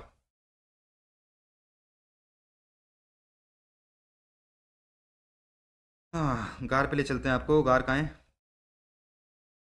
ये रहा। तो एक्जैक्टली वही वाली चीज इधर दे रखी है, एक्जैक्टली वही वाली चीज इधर दे रखी है इन लोगों ने, डन है। तो अगर एक्सक्लूजन करने के बाद, एक्सटेंशन देने के बाद अगर ऑर्डर पास करने के लिए आपके पास 60 दिन से कम है, तो आपको क्या मिल दिए जाएंगे, आपको जो है बेसिकली टोटल 60 डेज दे दिए जाएंगे टू पास योर ऑर्डर, ठीक है। ऑल राइट आगे बढ़े। अच्छा एक्सप्लेनेशन टू 153, एक्सप्लेनेशन टू 153 क्या कहता है समझना। Period commencing from the date on which the reference for declaration of an arrangement, ठीक है ना, to be IAA is received by the commissioner and ending on the date on which the order is passed, ending on the day on which the order is passed by the commissioner shall be excluded while comparing the period of limitation under 153। क्या मतलब है समझते हैं, आ जाओ। कौन सा page number है ये पेज नंबर है, ध्यान रखना 197, ठीक है ना, पूछूंगा तो बता देना 197 है। मैं आपको ले जाता हूँ 87 में, 87 में मैंने आपको क्या बताया था, 87 में मैंने आपको टाइम लिमिट्स बताई थी कि भाई जो वेरियस असेसमेंट ऑर्डर होते हैं, ये जो वेरियस असेसमेंट ऑर्डर होते हैं, इनको पास करने के लिए, कितना कितना समय, किसको कितना कितना समय मिलता है, किसको एओ को। अच्छा मैं आपको एक और चीज बता रहा था कि भाई कितना कितना समय आपको जो है एक्स्ट्रा दे दिया जाता है, कितना कितना समय आपको एक्स्ट्रा दे दिया जाता है, उसमें मैंने आपको एक दो चीजें छुड़वाई थी, उसमें से मैंने आपको जो है एक दो चीजें छुड़वाई थी। देखो वही चीज ये रही, वही चीजें इधर है, देखो क्या दे रखा है, where a reference is made by the AO, ठीक है ना, to commissioner to declare an arrangement as IAA and determine its consequence. तो सीधी सी बात है, एओ क्या कर रहा था, एओ कोई जो प्रोसीडिंग कर रहा था, एओ क्या कर रहा था 143 सबसेक्शन 3 में स्क्रूटनी असेसमेंट कर रहा था। उसको लगा कि भाई जो एसएससी ने ट्रांजेक्शन करा है वो IAA है, तो उसने क्या करा, कमिश्नर को क्या करा, रेफरेंस दिया, कमिश्नर को क्या करा, रेफरेंस दिया। तो जिस दिन उसने क्या करा, कमिश्नर को रेफरेंस दिया, जिस दिन उसने क्या करा, कमिश्नर को रेफरेंस दिया से लेके date on which the direction is issued by the commissioner if no exhibition is filed. Basically मोटा मोटा जिस दिन क्या करा एओ ने, क्या करा एओ ने रेफरेंस दिया, जिस दिन जो है क्या करा एओ ने कमिश्नर को रेफरेंस दिया से लेके जब बेसिकली आपका फाइनल ऑर्डर पास हो जाता है, किस बात का कि भाई इसको जो है गार डिक्लेयर करना है कि नहीं करना है, इतना समय जो है क्या मिलेगा, एओ को एक्स्ट्रा दे दिया जाएगा। तो बेसिकली मोटा मोटा हमने क्या करा, जिस दिन रेफरेंस दिया कमिश्नर को से लेके बेसिकली या तो डिसीजन ये आ सकता है कि भाई हम क्या करेंगे, गार को इन्वोक नहीं करेंगे, या तो डिसीजन ये आएगा कि भाई हम क्या करेंगे, गार को इन्वोक कर देंगे। तो इतना समय जो है बेसिकली, इतना समय किसने लिया, इतना समय इस डिसीजन पे आने में लग गया कि भाई गार इन्वोक होगा कि नहीं होगा। तो इतना समय जो है बेसिकली एओ को एक्स्ट्रा दे दिया जाएगा, इतना समय जो है एओ को क्या दे दिया जाएगा, एक्स्ट्रा दे दिया जाएगा। पढ़ लो। तो date on which the reference is receive by the commissioner से लेके date on which the direction is issued by the commissioner अगर नो ऑब्जेक्शन इज फाइल्ड। तो अगर कोई ऑब्जेक्शन फाइल नहीं होता है, अगर कोई ऑब्जेक्शन फाइल नहीं होता तो क्या ऑर्डर पास होगा कि भाई गाड़ी इन्वोक कर दो, या फिर date on which the approving panel issue directions in respect of declaration of arrangement as IAA और date on which the order not invoking the provisions of GAAR are received by the AO. तो simple सी बात यह है कि जिस दिन एओ ने क्या करा, जिस दिन बेसिकली एओ ने रेफरेंस दिया से लेके जब बेसिकली एक ऑर्डर पास हो गया, जब एक ऑर्डर पास हो गया कि भाई गार इन्वोक होगा या फिर नहीं होगा, इतना समय जो है एओ को एक्स्ट्रा दे दिया जाएगा, इतना समय जो है बेसिकली एओ को एक्स्ट्रा दे दिया जाएगा। तो ये वाला पॉइंट मैंने आपको छुड़वा दिया था, क्योंकि ये वाला पॉइंट के लिए आपको जो है गार की नॉलेज होनी चाहिए थी। तो मैंने जैसे अपन ने गार करा वैसे आपको जो है ये पॉइंट चुटकी में समझ में आ गया, ठीक है ना। बहुत लॉजिकल बात है, बहुत लॉजिकल बात क्या है कि भाई एओ को, जैसे फॉर एग्जांपल इधर एओ को 12 महीने दिए जा रहे हैं, एओ को हमने कहा कि भाई 12 महीने में आपको क्या करना है, 12 महीने में आपको जो है ऑर्डर पास करना है। अच्छा इस 12 महीने में से 3 महीने, इस 12 महीने में से 3 महीने तो किसने कवा दिए, ये बेसिकली जो कमिश्नर है, कमिश्नर ने डिसाइड करने में लगा दी कि भाई गार इन्वोक होगा कि नहीं होगा। तो इसमें बेचारे एओ की क्या गलती है, तो इस एओ को जो है क्या मिल जाएगा, 3 मंथ्स एक्स्ट्रा दे दिए जाएंगे। डन है, लॉजिकल है। अच्छा इसी तरह से मैंने आपको जो है एक और दो चीजें और छुड़वाई थी इधर ही। अब आपने जो है AAR कर लिया है, आपने क्या करा है, अथॉरिटी फॉर एडवांस रूलिंग कर लिया है और DTAA कर लिया है, तो वो भी अपन कर लेते हैं। देखो एओ क्या कर रहा था, एओ जो है बेसिकली 143 सबसेक्शन 3 कर रहा था स्क्रूटनी असेसमेंट। देखो क्या रखा है, where reference made for exchange of information under 90। AO को लगता है कि भाई मुझे किसी दूसरी कंट्री से कोई इन्फॉर्मेशन मंगानी है, मुझे जो है क्या करना है, किसी दूसरी कंट्री से इन्फॉर्मेशन मंगानी है। तो देखो क्या रखा है, date on which the reference और first of the references for the exchange of information, ठीक है ना, exchange of information is made by the authority. मतलब ये कहना चाह रहा है कि जिस दिन आपने क्या करा, जिस दिन आपने दूसरी कंट्री से इन्फॉर्मेशन के लिए क्या करा, रिक्वेस्ट करा, से लेके जिस दिन आपको इन्फॉर्मेशन मिल जाती है और 1 ईयर विचएवर इज लेस, आपको क्या कर दिया जाएगा, एक्स्ट्रा टाइम दे दिया जाएगा। लॉजिकली बात समझ आ गई। तो एओ क्या कर रहा था, 143 सबसेक्शन 3 कर रहा था, ठीक है ना। अब उसको क्या करना था, उसको जो है बेसिकली कुछ इन्फॉर्मेशन चाहिए थी दूसरी कंट्री से, तो उसने क्या करा, सेक्शन 90 जो बेसिकली डीटी एंटर होता है सेक्शन 90 में, तो उसने दूसरी कंट्री से बोला कि भाई देखो हमें आपसे कुछ इन्फॉर्मेशन चाहिए। तो जिस दिन उसने इन्फॉर्मेशन मांगी से लेके जिस दिन उसको इन्फॉर्मेशन मिल गई, इतना समय जो है उसको एक्स्ट्रा दे दिया जाएगा अपना ऑर्डर पास करने के लिए। लेकिन ध्यान रखना, ये जो मैक्सिमम एक्सटेंशन है कितना होगा, मैक्सिमम एक्सटेंशन 1 ईयर का होगा। तो अगेन ये भी क्या है, इंपॉर्टेंट है। इसी तरह से application made to board for advance ruling, तो देखो क्या रखा है, date on which the application was made and date on which the rejection order या फिर advance ruling receive by the commissioner. ये लोग क्या कहना चाह रहे हैं, ये लोग कहना चाह रहे हैं कि भाई अगर एडवांस रूलिंग के बाद जो है एप्लीकेशन गई थी, एडवांस रूलिंग में आप क्या करते हो, एप्लीकेशन देते हो ना, एडवांस रूलिंग में जो है बेसिकली आप एप्लीकेशन देते हो कि भाई आप जो है क्या करो, एडवांस में अपनी डिसीजन दे दो, एडवांस में जो है हमें क्या करो, डिसीजन दे दो। तो इन लोगों ने दे रखा है कि भाई जिस दिन क्या हुआ था, जिस दिन बेसिकली एप्लीकेशन किसको गई थी, एडवांस रूलिंग के बोर्ड के पास एप्लीकेशन गई थी, से लेके जिस दिन आपकी जो एप्लीकेशन वो रिजेक्ट हो गई, इतना समय जो है एओ को एक्स्ट्रा दे दिया जाएगा, इतना समय जो है एओ को एक्स्ट्रा दे दिया जाएगा टू पास ऑर्डर। या फिर जिस दिन बेसिकली एडवांस रूलिंग जो है किसके पास आ गई, एडवांस रूलिंग जो है कमिश्नर के पास आ गई, इतना समय जो है एओ को क्या कर दिया जाएगा, एक्स्ट्रा दे दिया जाएगा। मतलब मोटा मोटा क्या कह रहे हैं, ये मोटा मोटा ये कह रहे हैं कि भाई एओ को क्या करना था, 143 सबसेक्शन 3 के अंदर 12 महीने में ऑर्डर पास करना था, 12 महीने में क्या करना था, ऑर्डर पास करना था। अच्छा 12 महीने में से 5 महीने जो है इस बोर्ड फॉर एडवांस रूलिंग ने अपना डिसीजन देने में लगा दिए, इस बोर्ड फॉर एडवांस रूलिंग में अपना डिसीजन देने में लगा दिए, तो 5 महीने जो है एओ को क्या दे दिए जाएंगे, एक्स्ट्रा दे दिए जाएंगे।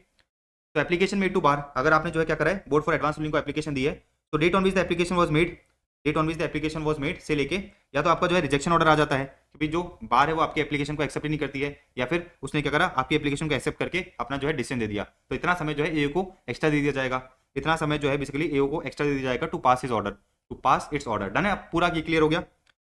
अब चलते हैं 197 पे, अब चलते हैं 197 पे। तो अब 197 में जो गार था, जो अपना गार वाला टॉपिक था, पूरा पूरा अपन ने खत्म कर लिया, गार वाला टॉपिक था अपन ने पूरा पूरा क्या करा, खत्म कर लिया। अच्छा मैंने आपको जो है जो चीज़ें छुड़ाई थी, देखो मैंने आपको बताया था कि जब असेसमेंट प्रोसीजर कर रहे थे, जब अपन क्या कर रहे थे, असेसमेंट प्रोसीजर कर रहे थे, तो पेज नंबर 87 पे मैंने आपको 3 पॉइंट छुड़ाए थे और ये कहा था कि भाई अपन बाद में करेंगे, वो भी अपन ने चीज़ें कर ली है, ठीक है। तो टेंशन मत लो, जो मैं चीज़ छुड़ा के जाता हूँ वो जो है वो मैंने लिख रखी है, ठीक है ना, आपको सही समय पे आने पे वो करा दिया जाएगा। अब अपन फाइनली 2 ट्रांजेक्शंस देखने जा रहे हैं, एक है बोनस शिपिंग ट्रांजेक्शंस और एक है dividend and income shipping transactions. इनको करते हैं फिर फाइनली अपना ये पूरा चैप्टर डन है, ठीक है। आ जाओ, देखो अब अपन जो है ये बोनस शिपिंग ट्रांजेक्शन का जो है कॉन्सेप्ट समझने जा रहे हैं। इसका जो है मैं आपको एग्जांपल से बताता हूँ कि भाई ये प्रोविजन आया क्यों। टाटा मोटर्स करके एक कंपनी है जिसने क्या करा है, बोनस का अनाउंसमेंट करा है, 1:1 का रेशियो है। अच्छा बोनस अनाउंसमेंट से पहले टाटा मोटर के एक शेयर की प्राइस थी कितनी, 1000 रुपीज। रोहन ने क्या करा, रोहन ने टाटा मोटर का एक शेयर खरीदा 1000 रुपीज पे। अच्छा बोनस अनाउंस होने के बाद, बोनस अनाउंस होने के बाद रोहन को क्या मिला, एक बोनस शेयर भी मिल गया। मतलब रोहन के पास अभी टोटल कितने शेयर्स हो गए, 2 शेयर्स हो गए। रोहन ने इन्वेस्टमेंट कितना करा है, 1000 का। रोहन ने 1000 का इन्वेस्टमेंट करा और उसको 2 शेयर मिल गए। अच्छा बोनस अलॉट होने के बाद जो है शेयर का प्राइस कितना हो गया, 500 हो गया। बोनस अलॉट होने के बाद शेयर का प्राइस कितना हो गया, 500 हो गया। तो मुझे बताओ कि भाई रोहन के पास टोटल शेयर कितने हैं, 2 शेयर हैं, एक शेयर का प्राइस है 500 रुपीज, तो मेरा टोटल वैल्यू ऑफ इन्वेस्टमेंट कितना हो गया, 1000 हो गया। तो बोनस अलॉट होने से पहले मैंने 1000 का इन्वेस्टमेंट कर रखा था, मुझे बोनस अलॉट हुआ, बोनस अलॉट होने के बाद भी मेरा जो इन्वेस्टमेंट का वैल्यू है वो कितना है, 1000 है। अब समझना मेरी बात, रोहन क्या करता है, इन दोनों शेयर्स को बेच देता है। रोहन जो है क्या करता है, इन दोनों शेयर्स को बेच देता है। तो मुझे एक चीज बताओ कि भाई बोनस अलॉट होने के बाद एक शेयर की वैल्यू कितनी है, एक शेयर की वैल्यू है 500 रुपीज, एक शेयर की वैल्यू कितनी है, 500 रुपीज। तो अगर मैं क्या करता हूँ, दोनों को ट्रांसफर करता हूँ, तो मेरी सेल कंसिडरेशन कितनी आएगी, 2 शेयर्स इंटू 500 रुपीज, बोले तो 1000। कॉस्ट ऑफ एक्विजिशन की बात करो तो जो मेरा ओरिजिनल सिक्योरिटी था वो मैंने 1000 रुपीज पे खरीदा था। जो मेरा बोनस शेयर था उसकी कॉस्ट ऑफ एक्विजिशन क्या होती है, नील। मैंने आपको कैबियंस में बताया था। तो मेरी जो है कॉस्ट ऑफ एक्विजिशन कितनी हो गई, 1000 हो गई। तो मेरा कैबियंस कितना निकल के आया, नील। मेरा कैबियंस तो निकल के आया 0, नो प्रॉफिट नो लॉस। अब समझना, ये तो बात हो गई जब मैंने क्या करा, दोनों शेयर्स को ट्रांसफर कर दिया। अब सपोज लेटर से सपोज एसएससी क्या करता है, एसएससी जो है ओरिजिनल सिक्योरिटी को ट्रांसफर करता है, बोनस शेयर को जो है अभी भी अपने पास रखता है। ओरिजिनल सिक्योरिटी को ट्रांसफर करा, बोनस शेयर को उसने अभी भी अपने पास रखा। तो देखो ये रहा, उसने क्या करा, ओरिजिनल सिक्योरिटी को ट्रांसफर करा। तो मुझे बताओ कि भाई उसने अपना जो ओरिजिनल एक शेयर था उसको ट्रांसफर करा, बोनस अलॉट होने के बाद मेरी शेयर की वैल्यू कितनी है, मेरे एक शेयर की वैल्यू है 500 रुपीज। देखो ये ना, एक शेयर की वैल्यू कितनी है, 500 रुपीज। तो बेसिकली मेरा सेल प्राइस क्या होगा, मेरा सेल प्राइस हो गया 500 रुपीज। मेरी जो ओरिजिनल सिक्योरिटी थी मैंने खरीदी कितने पे थी, आपने खरीदी थी 1000 रुपीज पे। तो आपका जो है 500 का क्या निकल के आया, 500 का लॉस निकल के आया। लेटस अज्यूम करते हैं, लेटस सपोज कि भाई ये जो 500 का लॉस है क्या है, शॉर्ट टर्म कैपिटल लॉस है। मैंने आपको एक चीज बताई थी कि जो आपका ये शॉर्ट टर्म कैपिटल लॉस होता है इसको आप क्या कर सकते हो, शॉर्ट टर्म कैपिटल गेन या फिर लॉन्ग टर्म कैपिटल गेन से सेट ऑफ कर सकते हो। डन है। अब मुझे एक चीज बताओ, जब रोहन ने क्या करा, अपनी ओरिजिनल सिक्योरिटी को ट्रांसफर करा, तो उसको 500 रुपये मिल गए, उसको जो है 500 रुपये उसके जेब में आ गए, 500 रुपये तो उसकी जेब में आ गए, प्लस उसके पास क्या है, एक बोनस शेयर है, प्लस उसके पास क्या है, एक बोनस शेयर है। इस बोनस शेयर की वैल्यू कितनी है, इस बोनस शेयर की वैल्यू 500 रुपये है। बोनस शेयर की फेयर मार्केट वैल्यू कितनी है, 500 रुपये। मतलब ओरिजिनल सिक्योरिटी को ट्रांसफर करने के बाद भी, ओरिजिनल सिक्योरिटी को ट्रांसफर करने के बाद भी उसकी वैल्यू ऑफ इन्वेस्टमेंट कितनी है, 1000 रुपीज।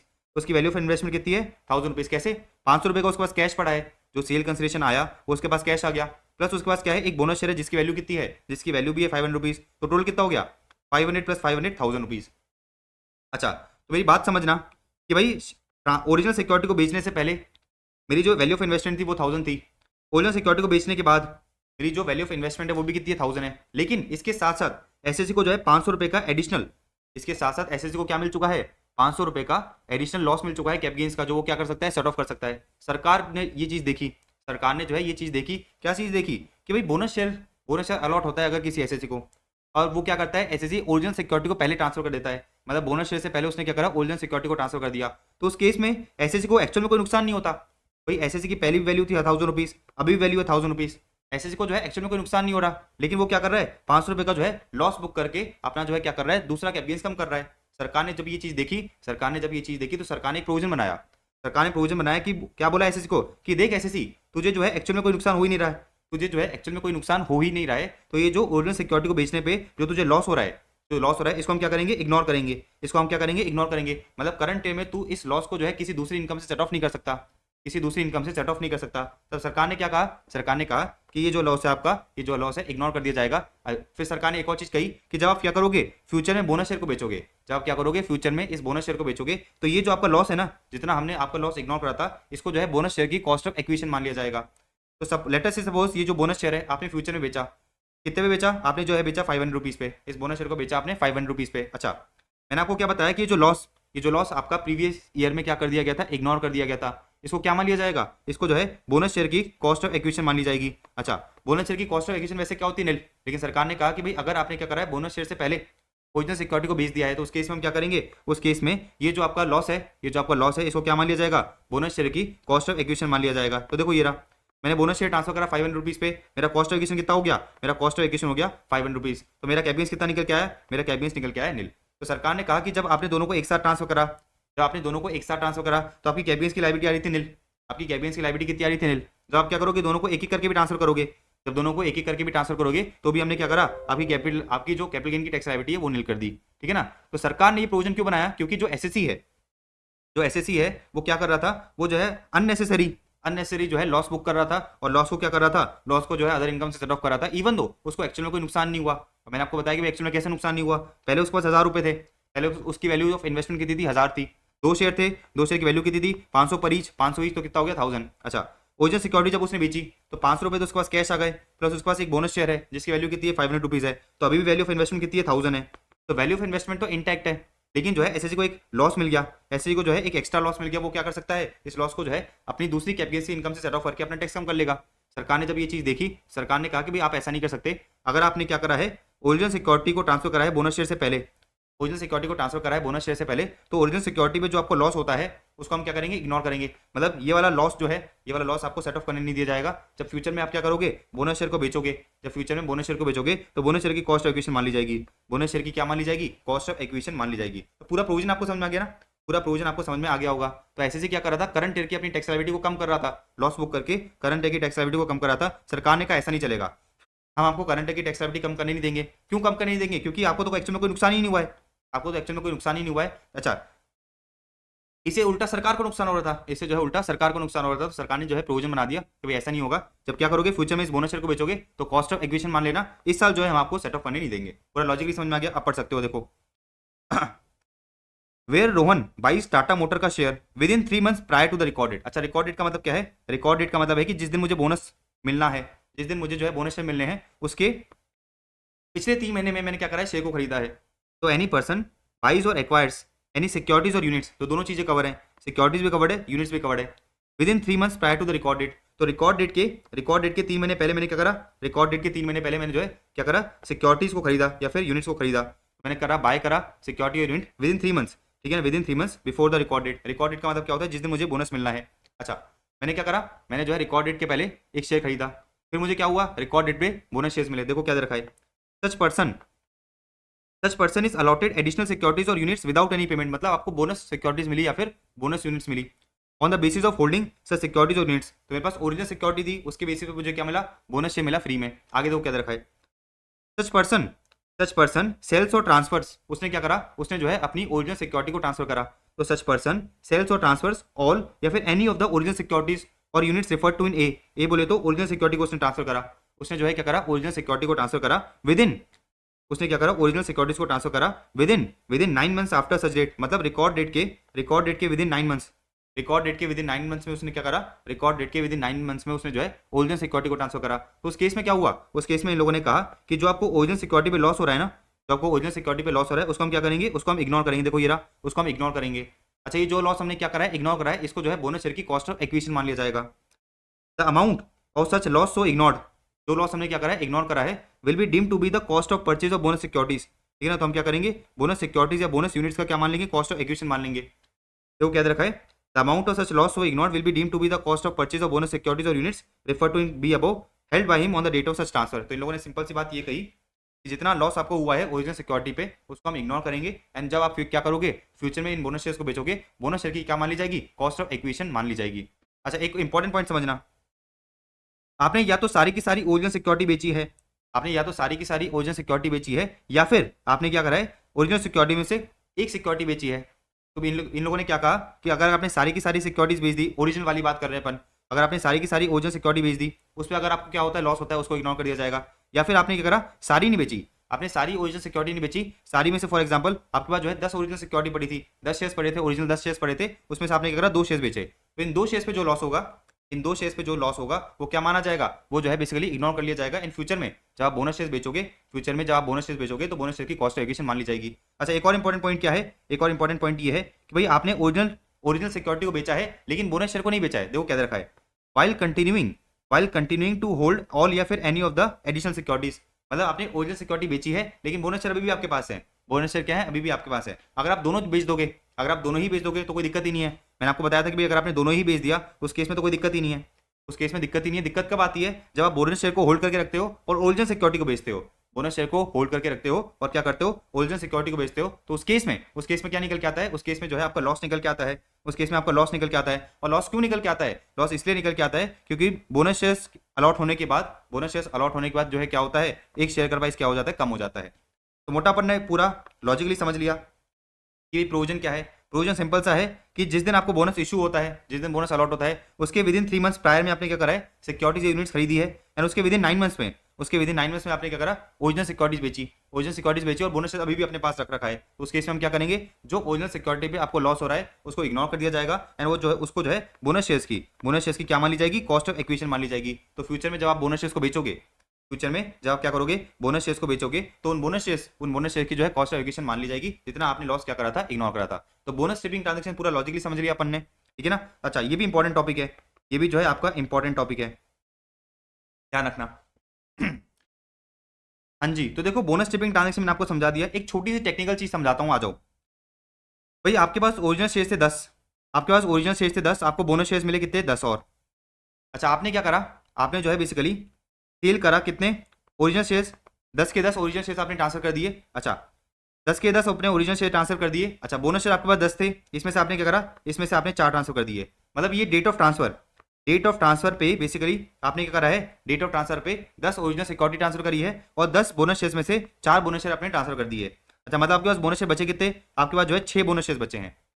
मैंने आपको क्या बताया था कि भाई आपकी जो ओरिजिनल सिक्योरिटी को बेचने में जो आपका लॉस होता है वो बोनस शेयर की कॉस्ट ऑफ एक्विजिशन मानी जाएगी, वो जो है बोनस शेयर की कॉस्ट ऑफ एक्विजिशन मानी जाएगी। एक नीचे देखो, एक चीज क्या दे रखी है, नीचे मुझे क्या बता रखा है कि भाई it will be deemed to be the cost of purchase और बोनस सिक्योरिटीज। मतलब बोनस शेयर की अपन कॉस्ट मान लेंगे which is held by him on the date of such transfer. मतलब जो बोनस शेयर्स आपके पास डेट ऑफ ट्रांसफर पे अभी भी पड़े हैं, उन बोनस शेयर्स की कॉस्ट ऑफ एक्विजिशन मानी जाएगी। बात समझ में आ गई। इसका मतलब क्या है कि भाई अगर आपने जो है ये 10 ओरिजिनल सिक्योरिटी बेची है और ये 4 बोनस शेयर्स बेच दिए थे, तो इन 10 सिक्योरिटीज को बेचने पे, इन 10 ओरिजिनल सिक्योरिटीज को बेचने में जो आपको लॉस हो रहा है, जो आपको लॉस हो रहा है, वो किन बोनस शेयर्स की कॉस्ट ऑफ एक्विजिशन मान लिया जाएगा, जो बेसिकली आपने डेट ऑफ ट्रांसफर पे अपने पास रख रखे हैं। तो ये जो 4 आपने बेच दिए, ये जो 4 आपने बेच दिए, इसका जो है कोई भी, इसमें जो है कोई भी अलग ट्रीटमेंट नहीं होगा। तो इन 4 जो बोनस शेयर्स आपने बेचे हैं, क्या होगा, सीधी सी बात है, सील कंसिडरेशन में से मैं क्या करूंगा, कॉस्ट ऑफ एक्विजिशन को लेस करूंगा, और इन 4 बोनस शेयर की कॉस्ट ऑफ एक्विजिशन क्या होगी, नील होगी। तो मैंने आपको क्लैरिफाई कर दिया कि भाई जो आपने ओरिजिनल सिक्योरिटीज बेची है उस पर जो आपको लॉस हो रहा है, उसको जो है कौन से बोनस शेयर्स की कॉस्ट ऑफ एक्विजिशन माना जाएगा, जो आपने डेट ऑफ ट्रांसफर पे अभी भी अपने पास रख रखे हैं, जो आपने डेट ऑफ ट्रांसफर पे अभी भी अपने पास रख रखे हैं। अच्छा, एग्जांपल समझते हैं एक और।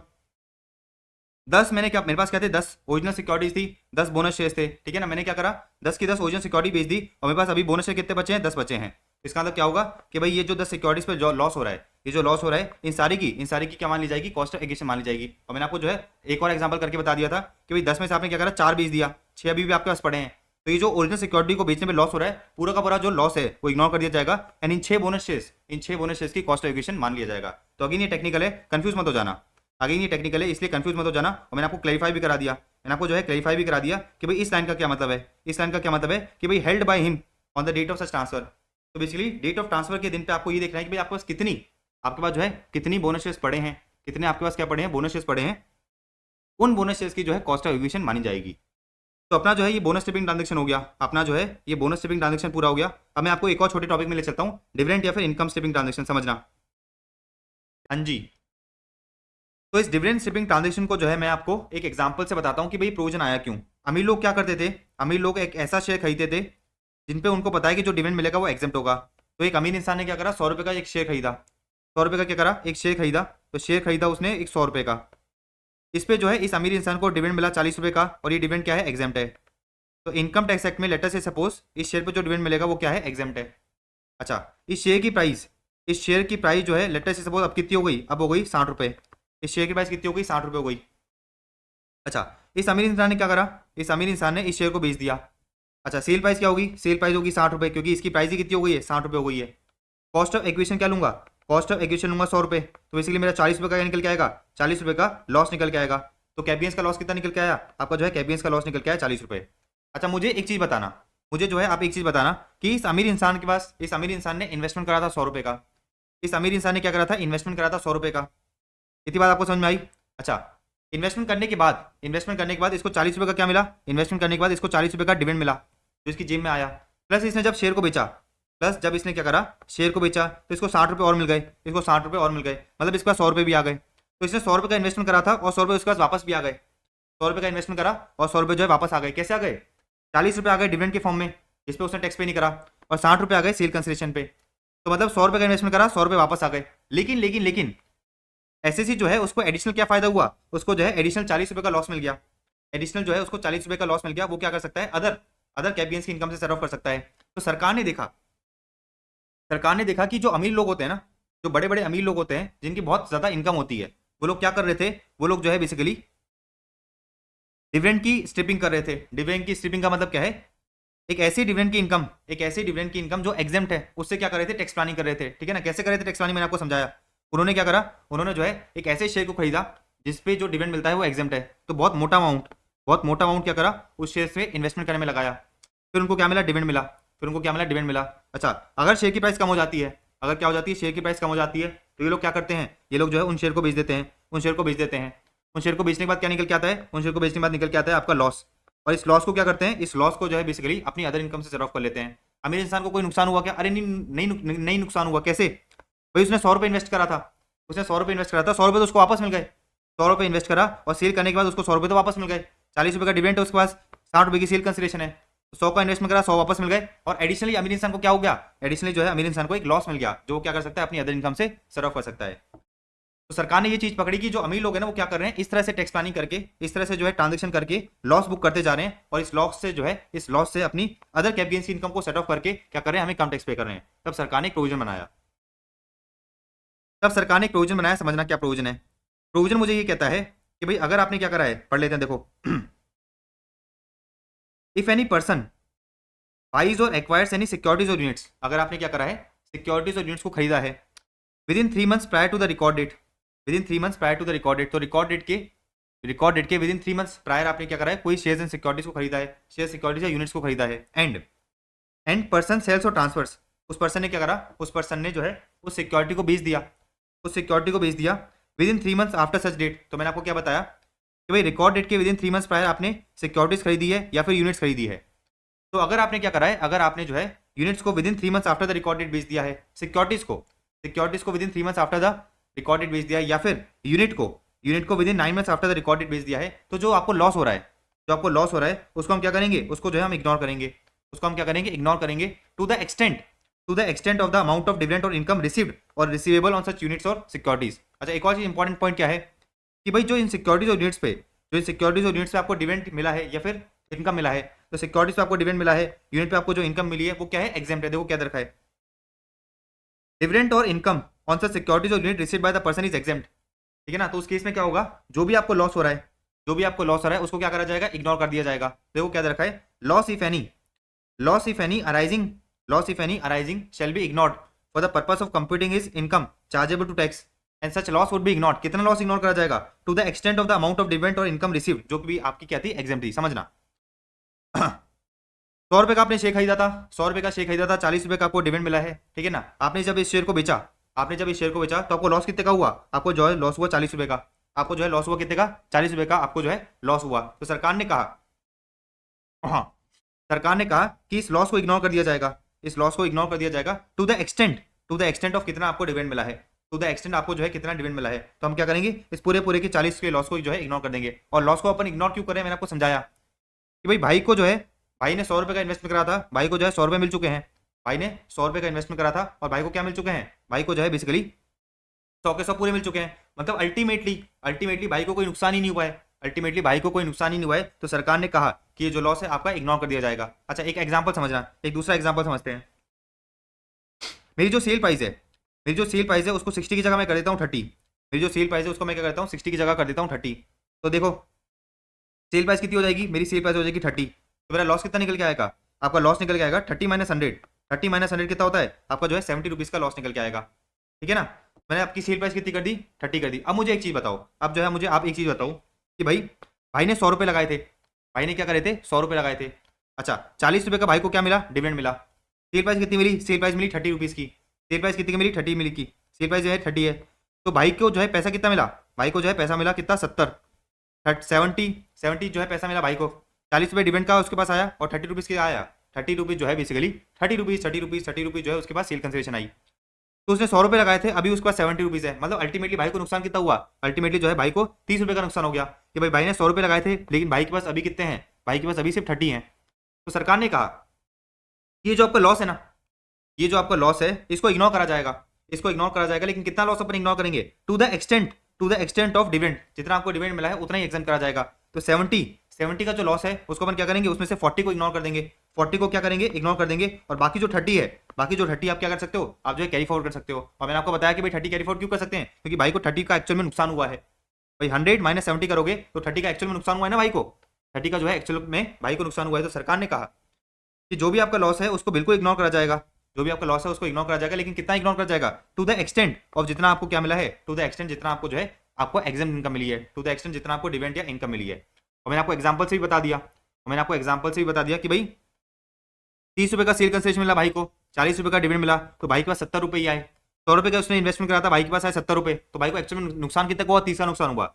एक्चुअल में भाई को नुकसान कितना हुआ, 30 का नुकसान हुआ। तो सरकार ने कहा कि देखो बेचने पे जो आपको 70 का कैपिटल हुआ है ना, कैपिटल लॉस हुआ है, इसमें से हम क्या करेंगे, 40 को तो इग्नोर कर देंगे और 30 रुपये का क्या करेंगे, 30 रुपये का जो है आपको कैरी फॉरवर्ड करने के लिए अलाउ कर दिया जाएगा। तो अगेन वेरी इंपॉर्टेंट, इसमें दो इंपॉर्टेंट चीजें क्या थी कि भाई आपने सिक्योरिटी खरीदी है within 3 months prior to the record date, तो सिक्योरिटीज और यूनिट्स खरीदी है within 3 months prior to the record date, and securities को बेचा है आपने within 3 months after the record date, या फिर यूनिट्स के केस में 9 मंथ्स में बेचा है, यूनिट्स को जो बेचा है, यूनिट्स को जो है आपने बेचा है within 9 months after such date. तो उस केस में क्या करा जाएगा, लॉस को इग्नोर कर दिया जाएगा, लॉस को जो है इग्नोर कर दिया जाएगा। और लॉस कितना इग्नोर करा जाएगा, to the extent of exempt income. तो ये वाला जो सेक्शन है वो किस पे लगता है, जब बेसिकली सिक्योरिटीज और यूनिट्स पे आपको जो डिविडेंड और इनकम मिल रही है वो क्या है, एग्जेम्प्ट है, वो क्या है बेसिकली एग्जेम्प्ट है।